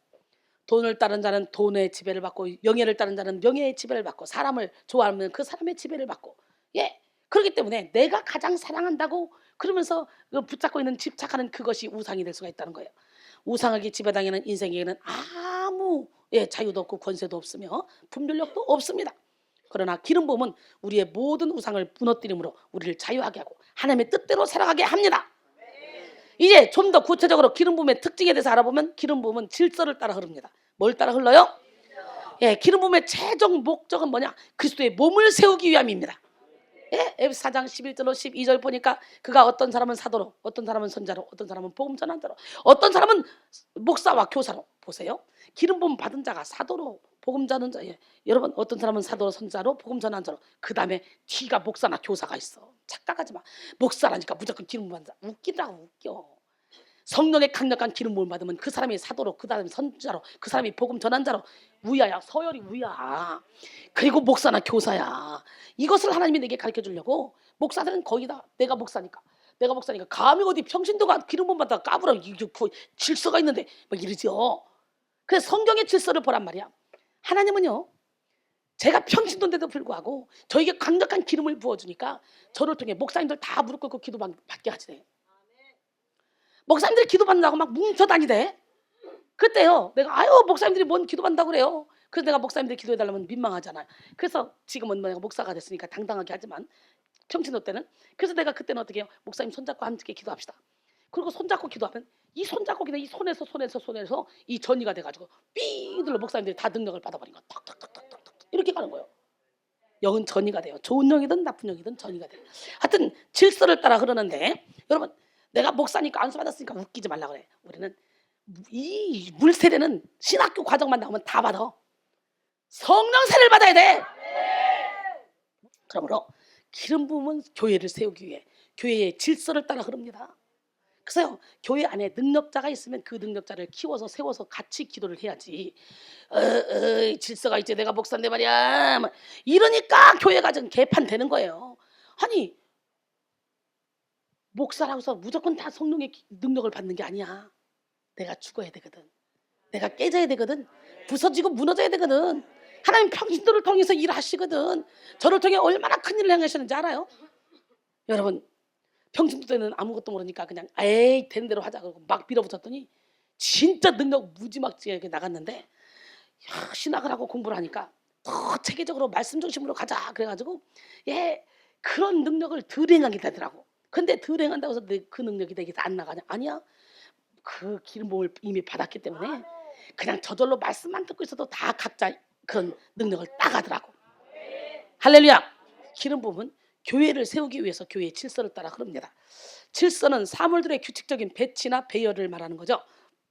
사전적 의미로는 사물들의 규칙적인 배치나 배열 또는 그 원칙 또 일정한 범위 안에서 일의 원인과 결과를 지배하는 근본 원리 또 하나의 사회에서 지켜야 될 도리와 간주된 차례나 절차 등을 말합니다. 하나님은 모든 혼돈과 혼란 가운데 질서를 잡으시고 질서를 통해 일하십니다. 믿으십니까? 하나님께서는 우주 만물을 창조하실 때도 질서로 하셨고요. 우주가 다 하는 그날까지 그 질서는 그대로 유지될 것입니다. 그러므로 우리는 기름 부음을 통해서 더욱더 교회의 질서를 존중하고 우리 삶 가운데서도 질서를 이루어야 돼요. 사탄은 하나님과 같이 되고자 하는 교만으로 질서를 무너뜨리고 하나님을 대적했습니다. 그러므로 우리는 질서를 무너뜨리는 것이 사탄의 일이라는 것을 명심하고 하나님이 세워주신 질서를 질서대로 분별해야 돼요. 그렇다고 해서 내가 지금 에베소 말씀을 드렸다고 나 기름 부음 받았으니까 목사님보다 높아, 나 사도야, 나 선자야, 목사님 저 밑에 비켜 내가 기도해 줄게 이러고 다니면 큰일 나는 거예요. 어쨌든 교회의 질서는 목사님 중심으로 흘러가니까 큰 나무 밑에서는 큰 나무가 못 자라지만 큰 사람 밑에서는 큰 사람이 자라잖아. 쑥쑥쑥 클 수 있도록 밀어줘야 돼. 주의 종들은 너무 멋있는 목사 아니에요? 우리 교회는 전교인 사역자화야. 전교인 사역자화. 그게 안 되는 목사 밑에 가서는 여러분이 막 내가 잘났으니까 난 영적 서열이 너보다 높다 이러고 가면 이거 질서를 파괴하는 거 무너뜨린 거야. 그래서 주의 종 중심으로 흘러가야 돼요. 우리 참정됩시다. 사탄은 하나님과 같이 되고자 하는 교만으로 질서를 무너뜨리고 하나님을 대적했습니다. 그러므로 우리는 질서를 무너뜨리는 것이 사탄의 일이라는 것을 명심하고 하나님이 세워주신 질서대로 분별해야 됩니다. 그래서 우리는요 평신도라도요 쓸만하다 싶으면 간증시켜봐. 잘하지? 신학교 가라. 장학금 줄게. 우린 그래요. 기름 부음은 가짜와 진짜를 구분하게 합니다. 여러분 귀한 것일수록 가짜가 많습니다. 그러게 우리가 반드시 영분별을 소유해야 하는 이유가 뭐야? 가짜 속에서 진짜를 구별해야 되기 때문에. 철학자 파스칼은 기독교의 가짜가 많은 것은 귀중한 진짜이기 때문이다 그랬어요. 구약시대부터 진짜를 가장한 가짜 선자나 지도자가 얼마나 많이 나타났습니까? 이는 구약이나 신약에도 그렇고 오늘날도 마찬가지입니다. 그래서 우리는 분별의 능력이 있어야 돼요. 분별하는 것은 사실 구분할 줄 아는 능력이기도 합니다. 천사장 루시퍼는 하나님의 오른팔이었기에 하나님이 하시는 것을 얼마든지 흉내낼 수 있습니다. 그러기에 우리는 열매로 분별해야 돼요. 여러분 오래전 진품 명품이라는 재미있는 TV 프로그램이 있었죠. 전문가들이 출연해 골동품의 진위와 가치를 가격으로 이렇게 평가해주는 프로그램인데요. 각 분야의 전문가들과 연예인들도 감정평가단으로 등장했습니다. 그리고 전국 각처에서 올라온 골동품 소장가들에게 그 물건을 소장하게 된 사연을 직접 들어보고 연예인들이 나름대로 가격을 정해봤죠. 출연자들이 집에 있는 골동품이 진짜인지 가짜인지 가격은 얼마인지 궁금해가지고 감정을 받을 수 있기 때문에 아주 인기 있는 프로였습니다. 재미있는 프로였어요. 예, 출품자 가운데 고가의 골동품으로 추측되는 것일수록 더욱더 대부분이 가짜였다는 사실을 우리가 알게 됐죠. 어느 날 어떤 중년 신사가 오래되어 보이는 붓글씨 한 점을 가지고 왔습니다. 애국자의 붓글씨라고 하면서 애국자의 붓글씨를 소장한 것에 대한 자긍심이 아주 컸습니다. 연예인 감정가들도 감탄하면서 매우 높은 비싼 가격을 매겼습니다. 소장자도 감정가를 1억 이상을 먹었어요. 1억 이상을. 이제 마지막으로 전문가의 평가만 남았습니다. 숨을 죽이고 전광판을 딱 지켜보았는데 전광판에는 단돈 500원이 나왔습니다. 가짜였던 거예요. 소장자는 지금까지 가짜를 보고 기뻐하고 즐거워했습니다. 가짜를 다른 사람에게 자랑하고 다녔습니다. 소장자는 이제 정신을 차리고 헛된 자긍심을 버릴 수 있게 되었다고 했습니다. 얼마나 허무했을까. 이렇게 진짜 같은 가짜가 많습니다. 조금만 고난이 와도 하나님을 헌신작 버리듯이 팍 버리고 가지 않나요? 성령의 기름 부음은 모든 영의 활동 가운데 검증과 분별을 가능하게 합니다. 제시펜 루이스가 쓴 영을 분별하는 그리스도인이라는 책에는 거짓의 영은 두 단계로 성도들을 속인다고 합니다. 첫 번째, 하나님의 임재를 위조하고 모방하는 단계. 하나님의 임재하시면 우리 마음에 기쁨, 평안, 따뜻함, 충만함이 임합니다. 근데요, 어둠의 영들도 이런 분위기를 비슷하게 느끼게 해준다는 거예요. 기름 부음으로 역사하는 성령은 단지 감각적으로만 임하지 않습니다. 우리는 지식적 깨달음, 정서적 반응, 의지적 결단을 총동원해서 기름 부음을 느껴야 됩니다. 우리의 이성적 판단을 흐리게 하는 것은 진정한 하나님의 역사가 아닙니다. 반대로 성령 충만하면 큰일 난다고 생각하는 사람들도 있습니다. 그들은 이성적인 판단만으로 신앙생활을 하려고 하죠. 그래서 성령 충만을 요구하면 은사주의다 치부해버리죠. 그들은 성령 충만을 비이성적이라고 생각하고 성령 충만을 황홀경의 상태라고 생각합니다. 그러나 성령 충만하면 우리의 지성, 감성, 의지가 분별력을 갖게 됩니다. 할렐루야! 감성적으로 풍부하게 되지만 동시에 예리하게 판단하게 된다는 거예요. 성령 충만한 사람은 뜨거운 가슴과 냉철한 머리를 소유하게 됩니다. 사도 바울의 체험을 보십시오. 사도 바울은 영적으로 충만하게 체험하는 중에도 생각과 지적인 능력 모두 다 날카로웠습니다. 반모섬에 있던 요한도 마찬가지입니다. 그가 하나님 앞에 임재 앞에 새 하늘과 새 땅에 대한 계시를 받는 순간에 이성적이지 않았다면 어떻게 그렇게 기록할 수 있었겠습니까? 감성적으로 몰입해서 지적인 판단 능력을 마비시킨 것은 잘못된 체험이죠. 거짓의 영의 가르침일 가능성이 매우 높습니다. 그다음 두 번째 단계는요, 하나님의 위격까지도 위조하는 단계입니다.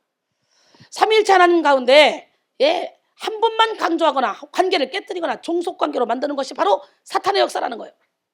삼위일체 하나님을 혼란하게 함으로써 신앙을 무너뜨리는 그런 것은 마귀의 역사입니다.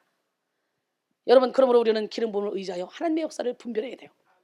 아멘. 또 기름 부음은요, 능력이 전이되는 패턴입니다. 뭐라고요? 기름 부음은 전이돼요. 아까 내가 얘기했잖아요. 방언도 전이되고 능력도 전이돼요.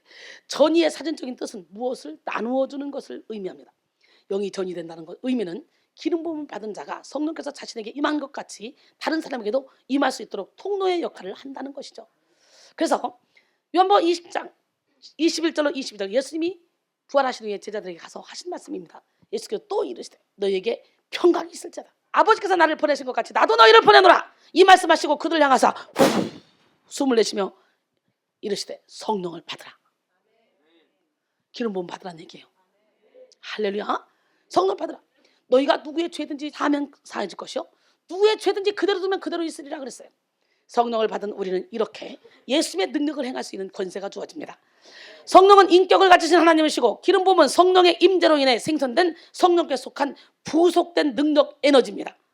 이런 기름 부음이 어떤 매개체를 통해 그 능력이 전달된다는 것은 기름 부음이 또 다른 사람에게도 전달될 수 있다는 것을 의미합니다.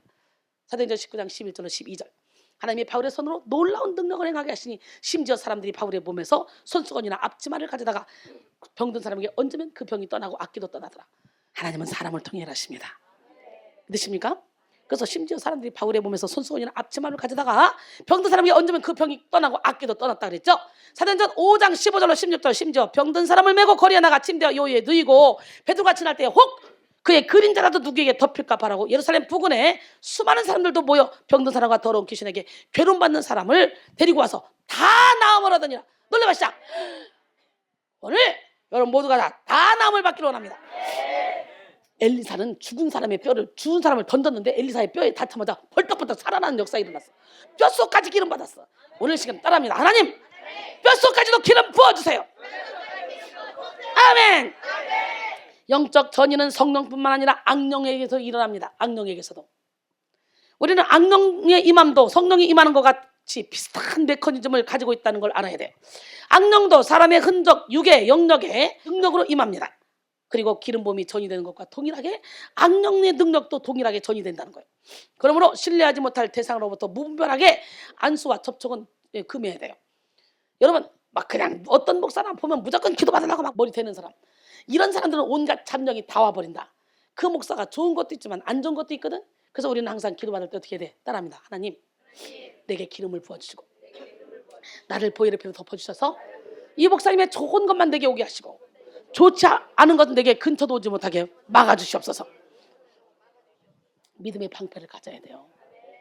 참 신기하지. 저는 이거를 알았어요. 성령의 기름 부음을 받고 나니까 아무한테나 머리 대고 기도 받은 적 없고, 그렇다고 우리 개척교회인데 부흥회로 온 부흥 강사가 기도해 주겠다는데 피한다. 그건 교만하고 건방진 거지. 그럴 때 어떻게 했어? 이렇게 기도했다는 거야.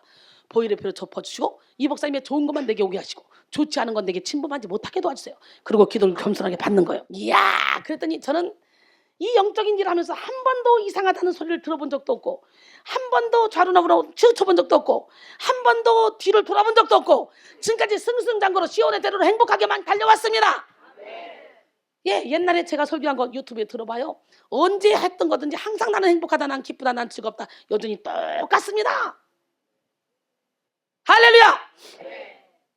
여러분, 그렇기 때문에 보이될 필요 없고, 우리 교회에서는 평신도까지 애들까지 다 기도해 주는데 이거 찝찝하다 이렇게 생각하고 싶죠? 여기서는 뭐냐? 이 순위를 통해 하나님이 일하시기 때문에 여러분 이걸 알아야 돼. 사단장이 딱 있으면요, 중대장 소대장 힘 써? 못 써? 사단장이 지시 딱 하면 중대장 소대장 힘 써? 못 써? 못 써요. 그런 것처럼 이순위가 있는 한 영원에서의 백성교회는 이순위 수하에 이순위를 통해서 하나님이 기름을 부어서 제자들을 통해 일하기 때문에 이순위 형이나 똑같이 일을 하는 거예요. 그러니까 꼭 이순위 목사님한테 받아야 돼, 꼭 누구한테 받아야 돼, 이럴 필요가 없는 거예요. 여기서는 그 영이 일을 하는 거야. 마태복음 24장 24절 거짓 그리스도들과 거짓 선자들이 일어나 큰 표적과 기사를 보여 할 수만 있으면 택하신 자들도 미혹한다 그랬어요.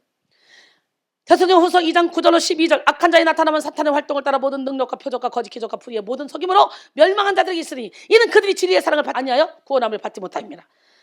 이러므로 하나님이 미혹의 역사를 그들에게 보내서 거짓 것을 믿게 하시면 진리를 믿지 않고 불의를 좋아하는 모든 자들에 대한 것 심판을 받게 하려 하심이라 그랬어요. 여러분, 마지막으로 기름 부음은 열매 결실의 근원입니다. 할렐루야. 성령의 기름에는 영양분이, 하늘 영양분이 가득합니다. 그래서 성령의 기름 부음을 받으면 우리는 성장하게 되고 열매 맺는 데 필요한 모든 지혜와 지식, 능력과 사랑을 공급받을 수가 있는 거예요. 하나님은 하나님께서 택하신 사람과 물건을 선별하기 위해서 기름을 부으셨습니다. 하나님은 기름 부은 사람을 보호하십니다. 기름 부은 사람을 통해 하나님의 뜻을 이루십니다. 기름 부음 받은 사람은 모든 것에 새로움을 입어 변합니다. 기름 부음이 임한 언어는 하나님의 권능이 나타나는 기름진 언어가 되고요, 기름 부음이 임한 얼굴은 하늘의 광채가 나타납니다. 기름 부음이 강한 찬양은 하늘문을 열립니다. 영혼들의 결박을 끊는 권능이 됩니다. 기름 부음이 강한 설교는요, 지옥의 세력을 다 몰아냅니다. 할렐루야. 천국이 임하게 하는 파워가 있습니다. 고린도전서 4장 20절에 하나님의 나라는 말에 있지 않고 오직 능력에 있다 그랬어요. 기름 부음을 강하게 받은 사람은 존재 자체가 성전이 되어서 생각하는 모든 것이 기도가 되고 마음에 품는 모든 것이 주님의 뜻이 되는 거예요. 그러기에 주님 뜻대로 분별할 수 있는 능력 또한 소유하게 됩니다. 그래서 우리가 하나님이 거하는 성전이잖아요. 기름 부음이 강하게 임한 사람은 하나님이 거하는 성전이에요. 그렇기 때문에 내 뜻대로 산다고 하지만 내 뜻이 아니라 주님의 뜻대로 살게 되는 거죠. 할렐루야. 기름 부음을 받아서 영분별을 하기 위해서 예수님께 뿌리 내리고 포도나무 대신 예수님께 찰싹 붙어있는 저와 여러분이 되기를 원합니다. 그래서 우리는 포도나무이신 주님으로부터 영양분을 공급받아 성령의 열매, 사랑, 희락, 화평, 인내, 자비, 양선, 충성, 온유, 절제, 이 열매를 맺어야 돼요. 여러분, 하나님의 씨가 오늘 바로 여러분에게 떨어지는 역사가 일어나게, 옥토바신 여러분에게 하나님의 씨가 떨어지면요, 밤낮 자고 깨고 하는 중에 사는데 어떻게 그리 되는지 알지 못해. 처음엔 싹이요, 다음엔 이삭이요, 다음엔 이삭이 죽이시란 곡식이라는 거예요. 오늘 여러분 모르게 확 영이 성장해 있는 시간이 될 줄 믿어요. 오늘 한 타임의 예배를 통해 기름 부음 받아가지고 여러분 영이 막 성장한 점 있습니다. 결론적으로 오늘은 로스앤젤레스 성령 컨퍼런스 영성 혁명의 전초기지 14탄 기름 부음으로 이루는 정체성과 영적 분별력이라는 제목으로 함께 은혜를 나눴습니다. 구약에서 하나님은 왕, 제사장, 선자에게 기름을 부어 그들을 통해 일하셨죠. 그러나 신약에 와서 하나님은 예수를 믿는 모든 사람에게 강력한 기름을 부어주시고, 그리고 뭐라고 말씀하시냐? 나를 믿는 자는 성경의 이름과 같이 그 배에서 생수의 강이 흘러나온다. 이 생수의 강이 바로 성령의 기름 부음이라는 거. 그리고 우리 주님은 말씀하십니다. 내가 진실로 너에게 이르노니 나를 믿는 자는 내가 하는 걸 그도 할 것이요 또한 이보다 더 큰 일도 하리니 이는 내가 아버지께로 감이라. 기름 부음 받은 자를 통해 하나님은 일하십니다. 믿으십니까? 우리는 왕 같은 제사장이에요. 거룩한 하나님의 나라예요. 하나님의 소유된 백성이에요. 우리는 이전 것은 지나갔어요. 새 것이 되었어요. 새로운 피조물 나게 당당하게 삽시다. 이제 죄에 매일 필요가 없어요. 사탄의 노예가 아니에요. 하나님의 자녀입니다. 우리는 기름을 통해 예수님을 주인으로 모실 수 있고 그 성령으로 인해서 모든 것을 알 수 있고 영들을 분별할 수가 있습니다. 예수님을 주인으로 모신 저와 여러분, 항상 예수님이 우리의 인생을 책임지시기 때문에 염려, 걱정, 근심을 십자가에 못 박으면 되는 거예요. 기름 부음 받은 성도가 하나님의 것이라는 것이 증명되는 거예요. 오늘 기름 부음 받았다 그러면 나는 하나님 거야. 근데 입술로는 성령을 찾고 입술로는 하나님을 찾는데 성령의 기름 부음이 하나도 없고 찬양도 못하고 입도 못 벌리고 멍청하게 이러고 소설 쓰고 있는 사람 많습니다. 교회 가면 온갖 생각은 딴 데 다 가 있고 그 사람들 예수 없어요. 그 속에. 그 속에 예수 있는 사람 몇 명 안 돼요. 예수님이 찾으신 그 한 사람이 되기로 합니다. 예, 여러분 기름 부은 성도가 하나님의 것이라는 증명이며 성도가 기름 부음을 뿌리 삼아 하나님의 능력으로 살고 있다는 표시가 되는 거예요. 따라서 기름 부음 받은 성도의 정체성, 이걸 우리는 가져야 되는 거예요. 다윗이 기름 부음 받은 정체성을 가졌기 때문에 하나님께 다 삶을 맡겨놓고 당당하게 쫓겨다니면서도 당당하게 살았어요. 할렐루야. 성도의 정체성인 기름 부음을 받으면 무엇보다도 확실한 영적 분별력을 갖게 됩니다. 그 분별력은 우리로 하여금 죄를 깨닫게 하고 죄를 회개하게 하며 그 죄의 영향력으로부터 우리를 자유하게 만들어줍니다. 또한 하나님의 뜻을 분별할 때 우리는 하나님의 뜻대로 행할 수 있는 능력을 받게 되며 따라서 형통한 삶을 살게 됩니다. 기름 부음의 특징은 기름 부음은 질서를 따라 흐르고요. 그리고 가짜와 진짜를 구분하게 되고요. 기름 부음의 능력이 전이되는 패턴이고요. 능력이 전이되고 그동안 열매 결실의 그런 근원이 됩니다. 그러므로 이 시간 여러분 모두가 기름 부음을 충만히 받고 영분별함으로 주님이 기뻐하시는 삶을 살기를 바랍니다. 예수님 목마릅니다. 오셔서 기름 부어주세요. 바로 지금 이 시간에 간절한 마음으로 찬양합니다. 예수님 목마릅니다. 오셔서 기름 부으소서. 주님을 사모합니다. 오셔서 채워주소서. 성령의 불러 성령의 불러 임하소서. 임하소서. 성령의 불러 성령의 불러 기름 부으소서. 기름 부으소서. 불같은 사람들입니다. 나의 간구를 들으소서. 아멘. 이 세상